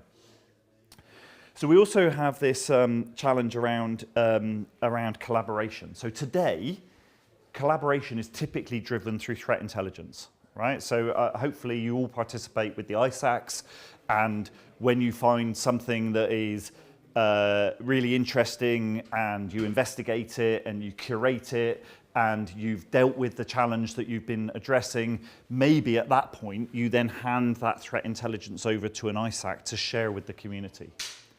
The challenge with threat intelligence, and I really believe in the community, the challenge with threat intelligence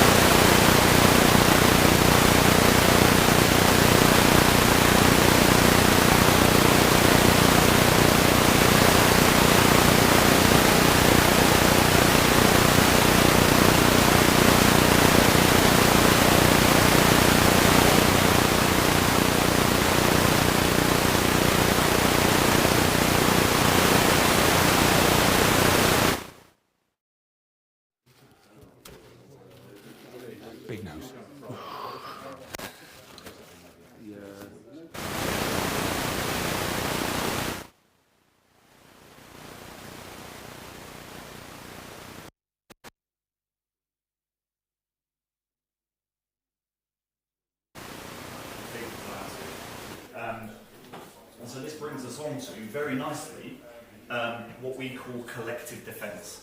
Okay? And this is really the driver from General Alexander in terms of the raison d'etre for the company.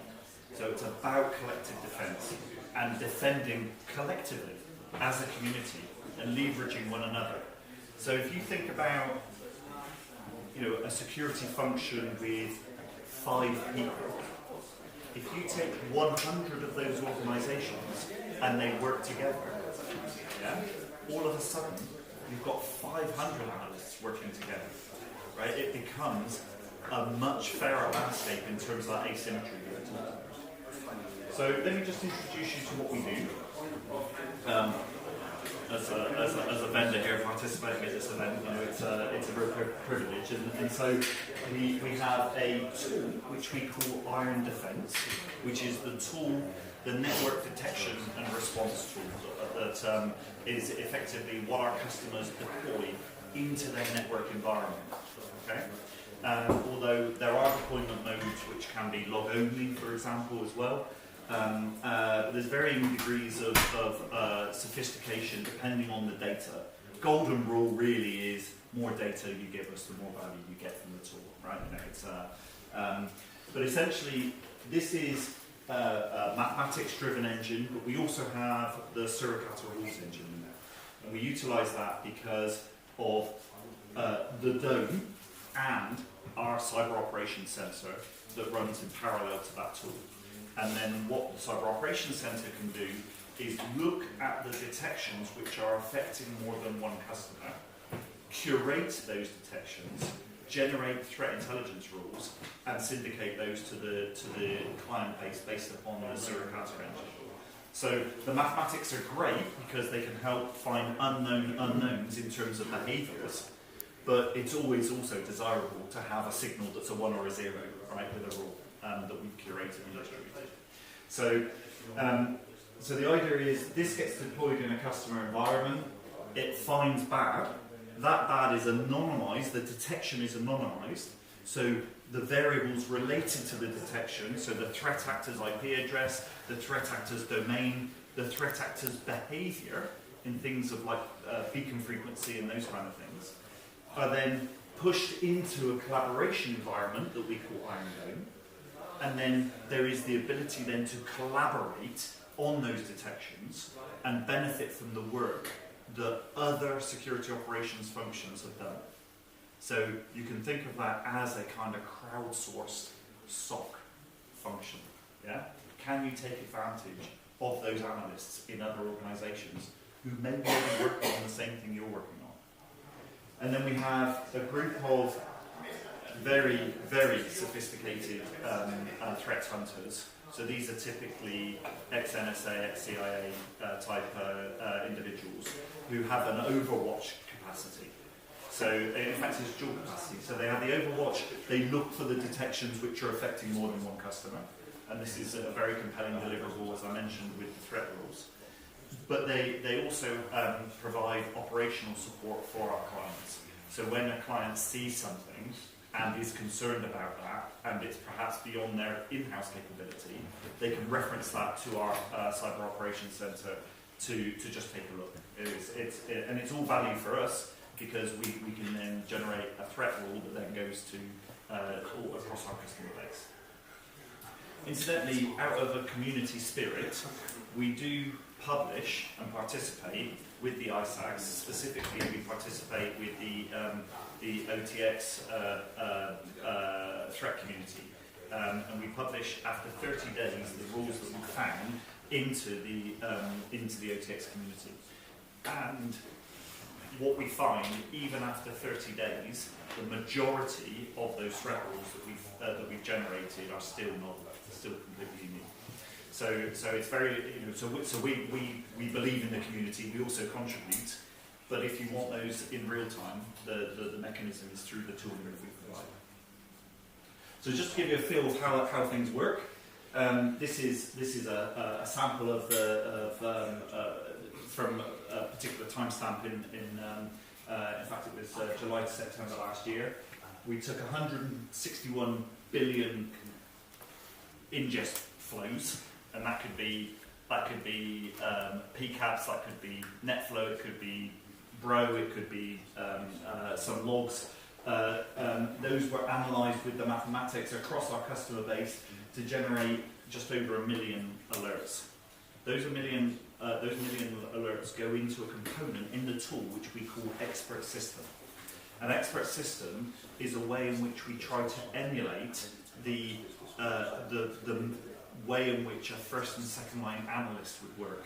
So the gut feel that they have, this is bad because I've looked at domain prevalence or domain age, or I've inspected, IP void or threat crowd or, other enrichment sources and so on. The activity that a first-line analyst would conduct to be able to get to a conclusion, I need to escalate this, we emulate in the expert system, okay? And there's a whole decision tree in there. On the back of that, we pop out what we call high severity alerts. And across our customer base, in this window, we have 3,500 alerts. Okay, and the statistic which will probably blow your mind, certainly, not a simple mind, but it blows my mind, is that of those 3,500, 2,800 were seen in more than one customer. Okay, so there is a 79% chance in this timestamp that what you were working on was being worked on by someone else, right? And you just think about that, it just, the opportunity as a community for us to optimize our defensive posture by leveraging the community is enormous. And incidentally, this, as we add more and more clients, this number goes up. Today it's 83, 84%. We anticipate possibly as early as the end of this year, we'll have our first customers who will see 100% of their high severity detections already triaged in the dome. Just think about that for a minute. It blows your mind, right? Really, really amazing. So let's just give you a quick view of what this looks like. So, like any tool, it generates a bunch of detections. This is a large enterprise, so there's a bunch of detections. And then, essentially, this particular client chooses to participate in a number of the communities within the dome, specifically oil and gas and energy and utilities. So those in blue here are, so those in blue, these are connected nodes, right? So the detections observed here overlap with the detections in the community here, okay? And then in terms of color coding, red are detections that have already been triaged. So this enterprise has triaged some of them here, and you can see that they overlap in terms of where the community is already triaged. There are orange ones, which gives the opportunity for real-time collaboration. These are detections that are being worked on actively by the different users of the tool across the community. And then blue represents an opportunity. So, if you're choosing which detection to next work on, perhaps the blue one would be the optimal one, because then the value you generate will also be consumed by it's impacting someone else in the community. Yeah, and then where it gets really interesting is this is oil and gas, this is energy and utility. This is a unique set of overlaps. This is a unique set of overlap. There is a combined set of overlap here, and then you even have one detection that's already been triaged here, which is triaged as malicious. And that is a more traditional threat intelligence opportunity and defensive, proactive defensive opportunity for you.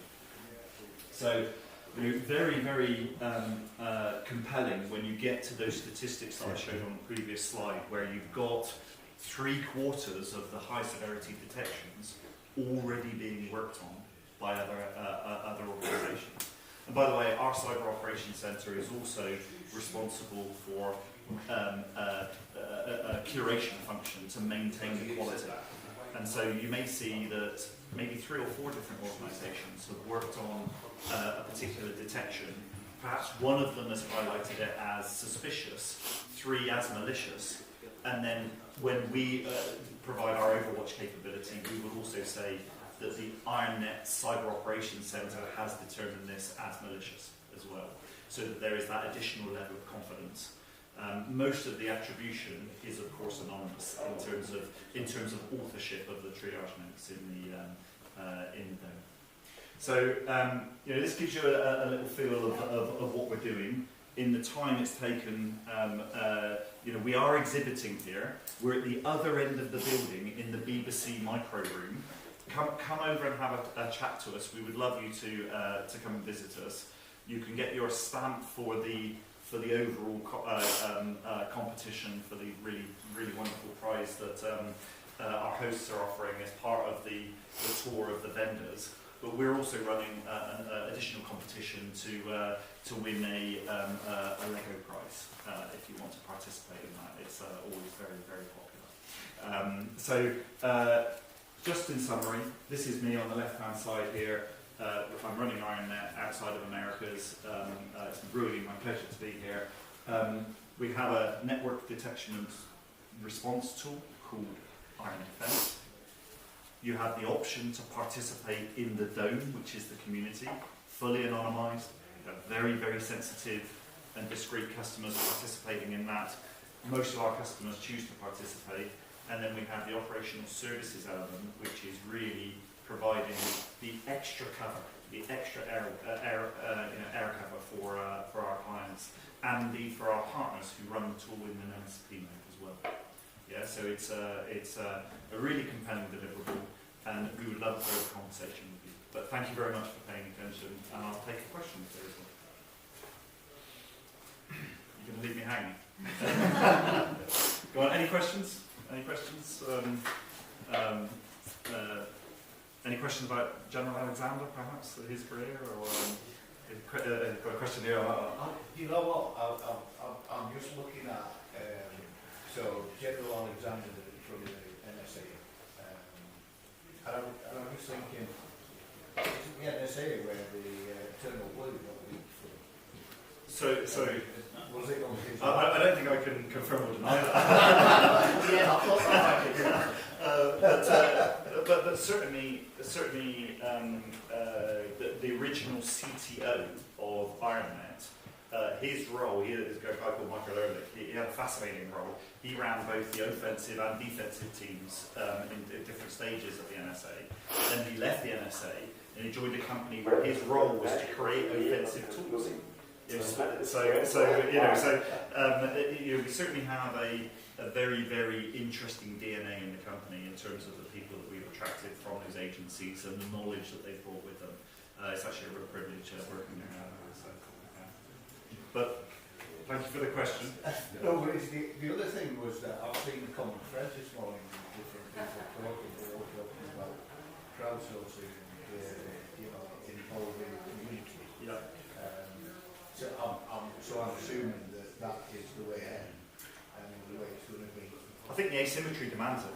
Honestly, I think that there is no reasonable situation where the expectation is on a small, isolated, even with the very best people, team of security analysts can defend against the weight of the nation state or financial motivated groups.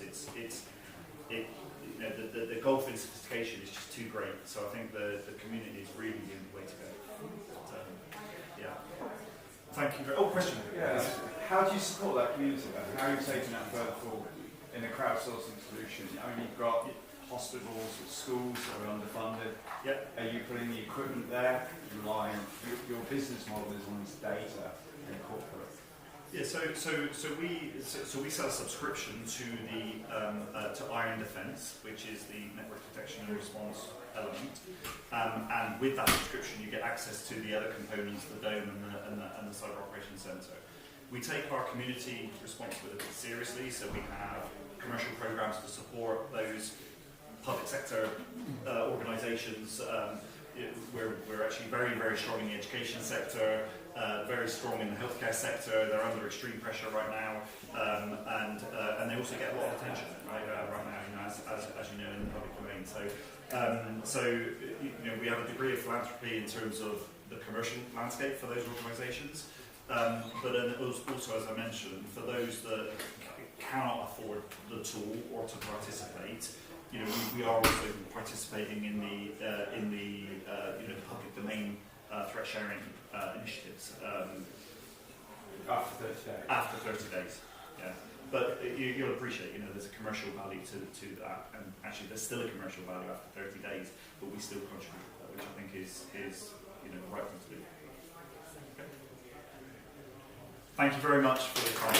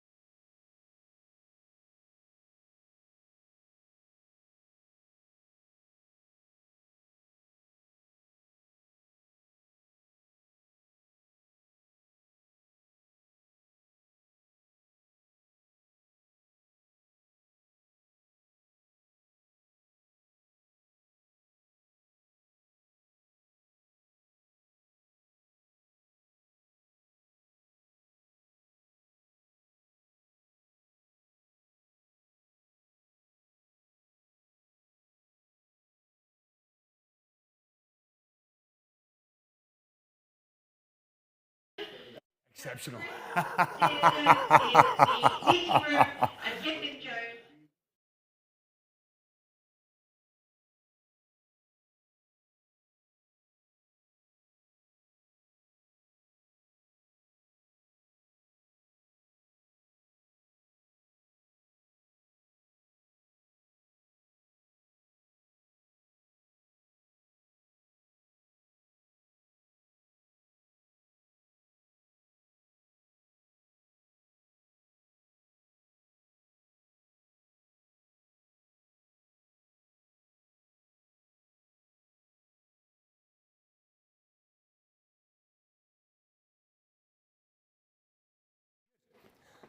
Hello. No, that's the wrong one. Is that me? That's me. Right. As we're here on the birth of cybersecurity, I thought I'd talk about the other birth of cybersecurity. Don't say the title very quickly, it doesn't sound very good. My name's Gethin Jones. I'm a Harmony architect with Checkpoint Software Technologies. I've been with the company for about 14 years, and I thought I'd do, if I can get this right clicker working, there we go, a timeline. So I thought I'd do birth of cybersecurity. So, if you want to heckle, or you think I'm wrong, or you fancy an argument and discussion afterwards, the checkpoint stand is where the food is. So please come along and start an argument. Ladies and gents, the last reminder is that we do have a lot of fantastic retro games, and they are there for you to have a go. Cool. And Manic Miner in the back as well, which is nice. So if you look right over here, 34 years ago, I'd finally convinced my mum and dad to give me enough money so I could buy a Creative Sound Labs card. At the same time, Cisco and DEC got together and created the first firewall 34 years ago. It's not that long ago, if you think about it. 5 years on from that, Gil Schwed invented stateful inspection. And of course, that brought on the inception of Checkpoint Software Technologies. It wasn't in his garage, it was in his grandma's house, so close enough. 5 years on from that, of course, we've gone from firewall, now we're all using a VPN.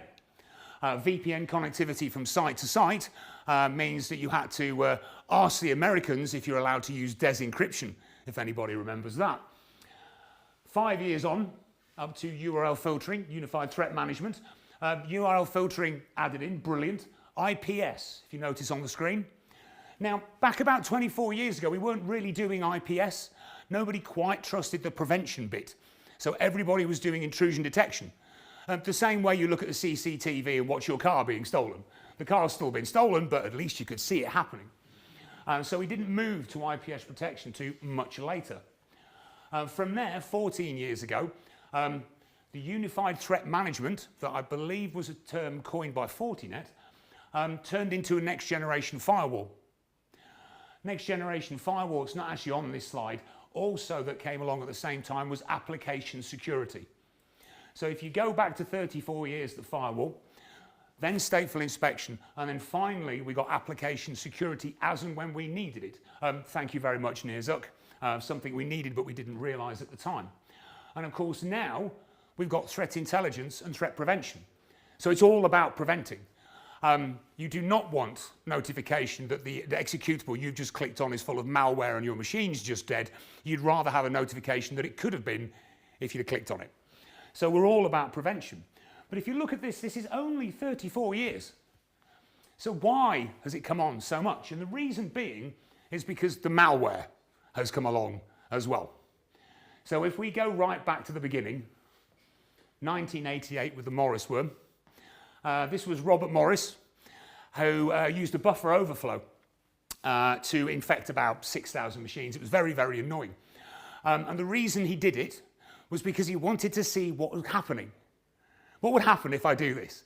And what would actually happen is a quick visit to the court and 4 years in prison. Because 1988 was the same time that the US brought out the Computer Misuse and Fraud Act. Exactly the same time. There's a moral in there somewhere, probably Jurassic Park novel or a Spider-Man, you know, something like that. With great power comes great responsibility, maybe. The green card lottery kind of passed me by. This was going on in the US at the time. Literally, if you want to be a US citizen, apply for a green card. You might get it, you might not. But this was going on for 10 years. So what was going on at the same time was that viruses were turning into polymorphic viruses. So malware that would recognize it had been detected and then change to something else. So if you ever read any science fiction novels, it's cool stuff. Obviously, it's not cool if your machine and your network is dead and you've got to spend the weekend fixing it, but it is still really quite cool. On to there, from there, all the way to 1998. Anti-malware, antivirus and firewalls was all corporate kind of stuff. It wasn't until Melissa came out in 1998 that the general public suddenly realized they needed security.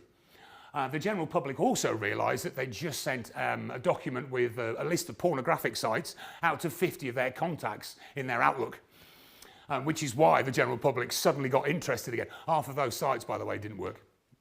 Just saying. From that, 2000 we have I Love You, which was just Melissa rewritten. So no more pornography sites, and these were more just useless links. But of course, you just emailed 50 of your closest contacts. 2003, Anonymous were formed. It did not look like that. I watch way too many movies. The Anonymous changed their icon in 2006 when the awesome science fiction film V for Vendetta came out. Remember the mask that was on V for Vendetta? Brilliant mask, and of course, Anonymous nicked it. Much like they stole everything else as well, actually. Then we had WikiLeaks, poor old Julian Assange, doing the wrong thing the right way, or the right thing the wrong way, depending on your point of view. Then we had, of course, the Zeus Trojan. The Zeus Trojan itself was malicious in the fact that it was mainly used in man-in-the-middle attacks. So at the same time in 2007, we had a huge upsurge in drive-by attacks. Man-in-the-middle attacks. The attacks that you get now. You go to Starbucks, you go to McDonald's, you go to Costa, you automatically connect to their Wi-Fi. Sometimes you have to accept the certificate. Anybody ever read the certificate? Yeah, no, me neither. We should have done, though, because this is where the man-in-the-middle attacks are actually happening, and they're still going on. But it all started back in 2007. Then, of course, 2010, we had Stuxnet. So the Iranian nuclear reactors, well, the centrifuges of the Iranian nuclear reactors in an air-gapped network were malwared, so the centrifuges would speed up, no temperature control, big explosion, Iranian reactor gone. How do you get malware onto an air-gapped network? You buy a load of 1 terabyte USB sticks and you throw them in the car park. I'm sorry, if you found it to a 1 terabyte USB stick in the car park, would you not go, ooh, that's quite handy, take it to your machine and plug it in, which is what they actually did. Highlighting the fact that the weakest part in your network is us. Because I would have plugged that USB stick in. And on to then, we had 2011 with the RSA hack. This also was quite cool. I'm saying things like quite cool, and it is. The attacks, the way they're done and the way they're put together are really quite interesting and sometimes very clever. The victims of these attacks, of course, are not going to think the same way, but I look at both sides of the fence, so you can see how good the attack is and how good the defense is, if there's any there. But RSA, the algorithm for the tokens was hacked, not to get into RSA, but to get into Lockheed. So how do we break into a secure government organisation? We find out what the secure government organisation are using for security. RSA tokens. Grab the algorithm, break in. That's how this came about. The reason why this is a big deal is the cyber kill chain that I'm sure you've all heard about. This is where it came from. So RSA put that initial document together on the back of this hack. We go on a bit further. What have we got? We've got Flame, we had Dragonfly. These are just, again, polymorphic malwares that are used with various droppers onto your machines. So you may click on an internet link, you may click on an executable, which then goes and grabs another file, and another file, and another file, and on and on and on until your anti-malware or your firewall just gives up and lets it run. Bitcoin in 2014. Bitcoin didn't start in 2014, I think it was about 2007. The reason Bitcoin's up there is because CryptoLocker was demanding Bitcoins. So everyone's machine was getting encrypted with ransomware and everybody was demanding Bitcoin payments.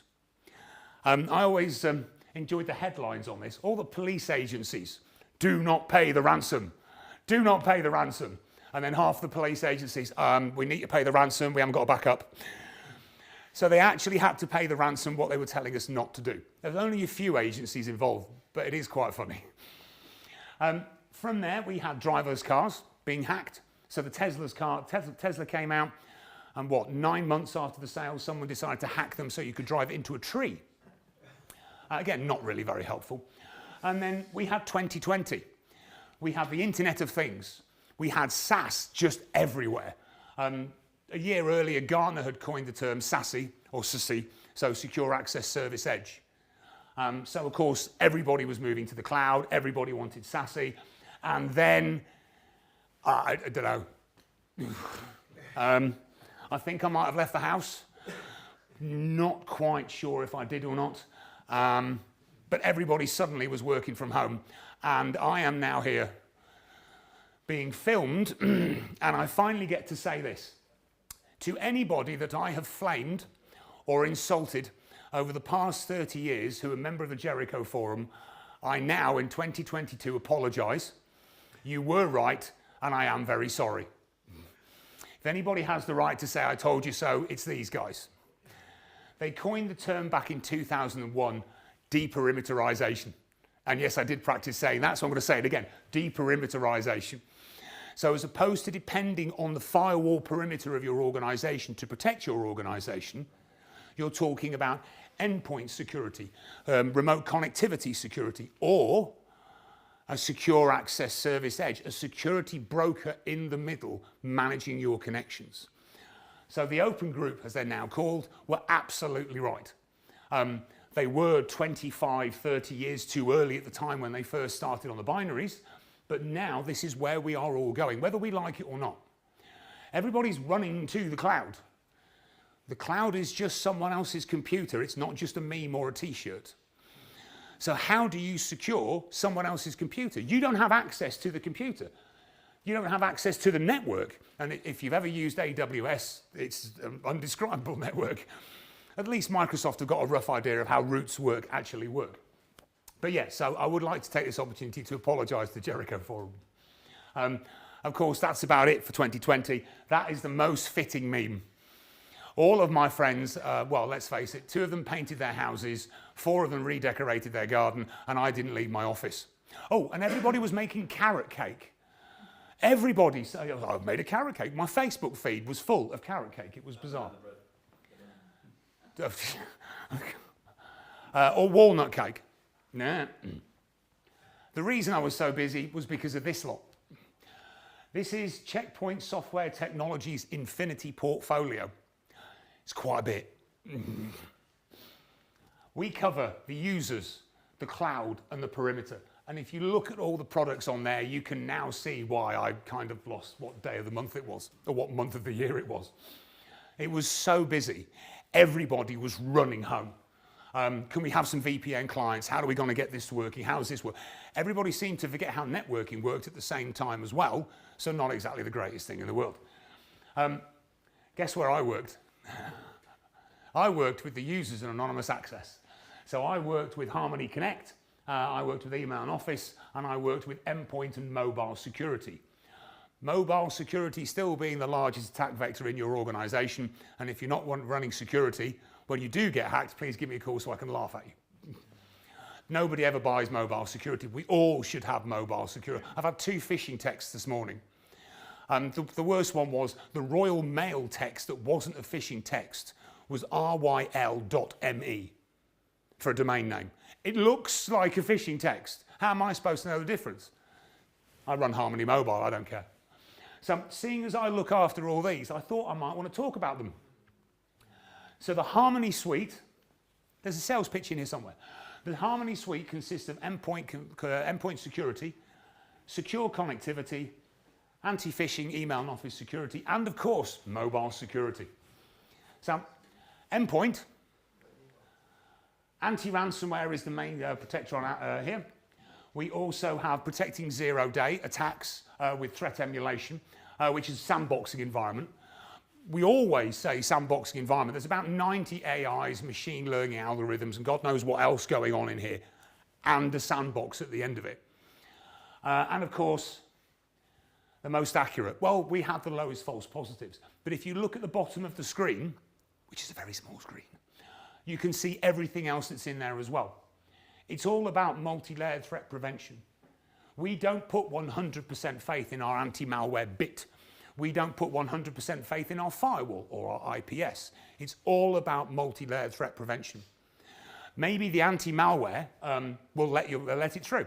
Threat emulation, 0-day won't. Maybe the anti-malware goes off on your machine and tries to communicate to an external server. Anti-bot will stop the communication. You give me a scenario that something bad might happen in any one of these engines, and I can show you a scenario where another 7 engines will still be protecting you. It is an intrusive security product, just like any anti-malware, so you will need to add exclusions in. So if anybody's interested, please do a POC. The next one, it's going to take a little bit longer, this one, because this is sassy, and I get carried away. So Reese, my colleague at the back, will wave at me when I've got 5 minutes left. Harmony Connect. This is what Gartner were talking about. Not exactly Harmony Connect, but how we do the security here. And the way we do this is with that security broker in the middle. The reason why this is different is because gateways are not involved. Security gateways are not involved here at all. They are in the Harmony Connect bit, but you'll never see them. You don't worry about the patch. You don't worry about running R81.10 HFA4 take 1, 2, 3. It's not your problem. Somebody else is looking after it, and they're all in the Harmony Connect. So, corporate access, let's have a look at that. Come on. There we go.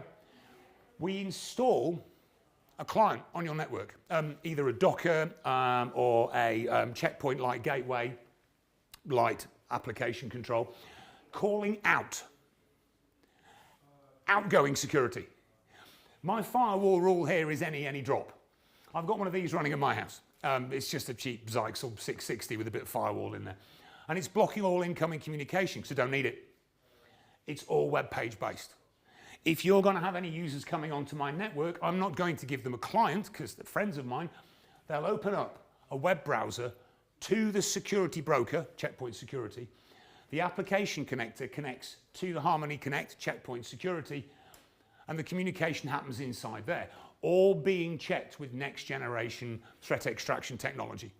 It doesn't matter what's installed on your laptop, and I mean this, it doesn't matter what's installed on your laptop. Whatever browser you're using, don't care, because any malicious content on this machine is not going to get over to here, because it's got to go past my security broker first. Of course, we also have network level as well. So, of course, we have the Harmony Connect client. So, like client, a lot of other vendors have the same sort of thing, because this then turns from a security broker into a secure web gateway. So you're forwarding all your traffic onto a security broker. There's $1 million worth of security in here, and your router costs you £30 off eBay. It's quite a nice trade-off. But you can also do it with your SD-WAN gateway or router. Bit of a misnomer, you can't use a Zyxel 660, it has to be a 680. The VPN has to be able to terminate DNS names and not IP addresses. Found that out last month, was not happy. But the application that's installed, and the gateway that's connected, and the clientless connection has all got least privilege, zero trust access. That's what Gartner were talking about. The security broker in the middle. That's what the Jericho guys were talking about, the open group. The security is in the middle or at the endpoint. Doesn't need to be at the end. It's any block. My firewall isn't Swiss cheese. This is an outgoing HTTPS connection. That's it. Don't need anything else. And it takes about 20 minutes to set up as well, by the way. The client on here also works as a VPN client. You've got a light VPN client. And at the same time, you have internet access secured, secure web gateway. So secure web gateway going to whatever sites. Before you even get to these sites, you're going through a full checkpoint and GTX gateway in the security broker, which isn't your problem. You don't need to worry about patch. I've worked for Checkpoint for 15 years.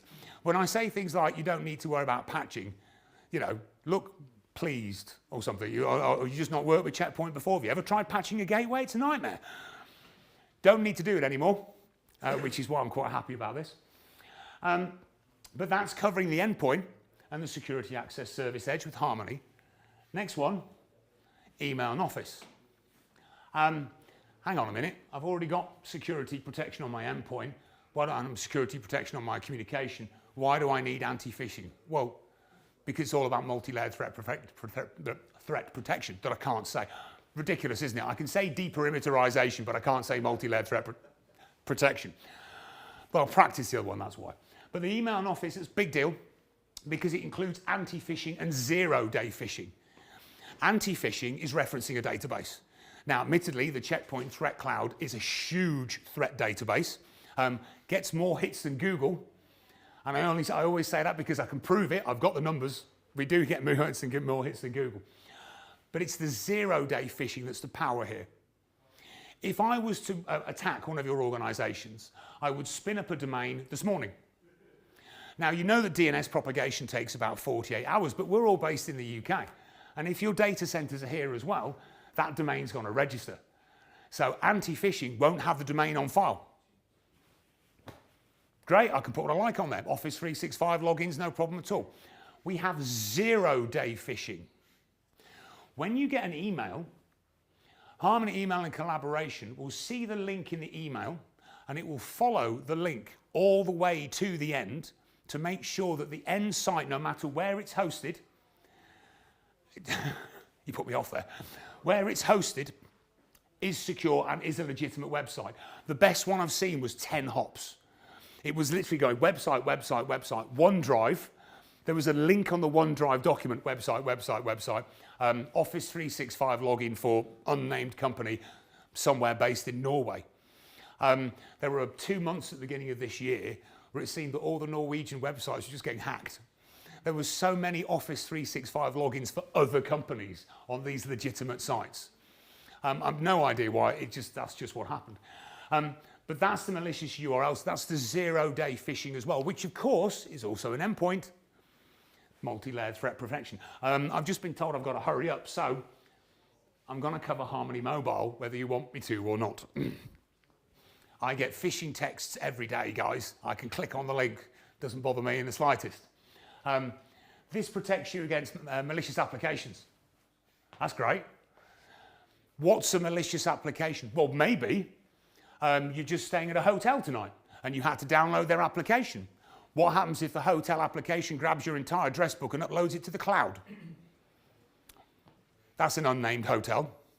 Harmony Mobile flagged this up as malicious and wouldn't let me install the application. I had no idea why. I had to look at the application report. It genuinely grabbed my entire address book without asking and uploaded it to the cloud. Malicious application. So we're not protecting you against malware because it's anti-malware, everyone's got that.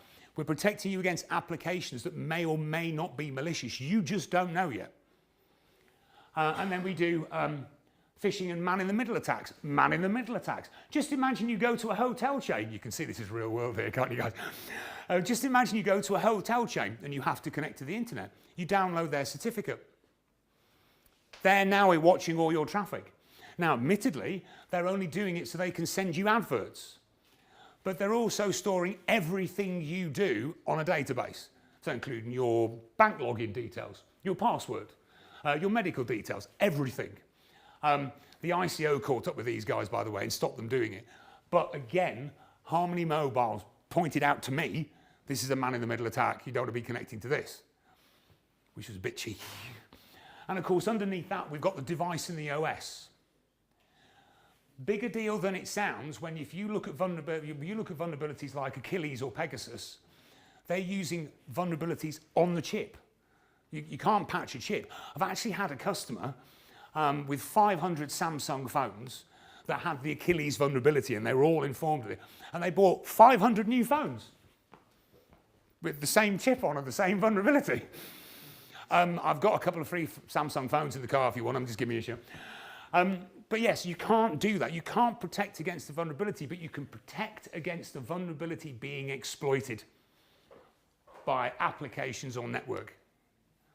So if you download an application that's not malicious at all, it's just an application, and it suddenly starts trying to use the Pegasus vulnerability, which is 0 day, more like Achilles, that's chip-based. Harmony Mobile will stop the communication and alert you and let you know that this is a malicious communication, this is a malicious application. It's trying to use vulnerabilities on your phone and it stops it dead. And the reason why I keep going on about this is because remember that lockdown in 2020? All the NHS mobile devices were secured by Harmony Mobile. And there is nothing more satisfying than sat at home at 7 o'clock on Saturday morning watching 5,000 devices just appear in your portal with nothing to do. The rollout was very, very smooth. The rollout was very, very easy. Nobody even knew it was installed. They really didn't know it was installed. And it just worked. So that is the last of the Harmony suite. Thank you for listening to the cyber rundown. I do like the fact that Robert Morris chose exactly the same time that the US brought out the Computer Misuse Act to release a bit of malware. Really bad timing. And please come across to our desk and heckle when you're having lunch. Thank you very much for listening to me. And I believe there is now food available.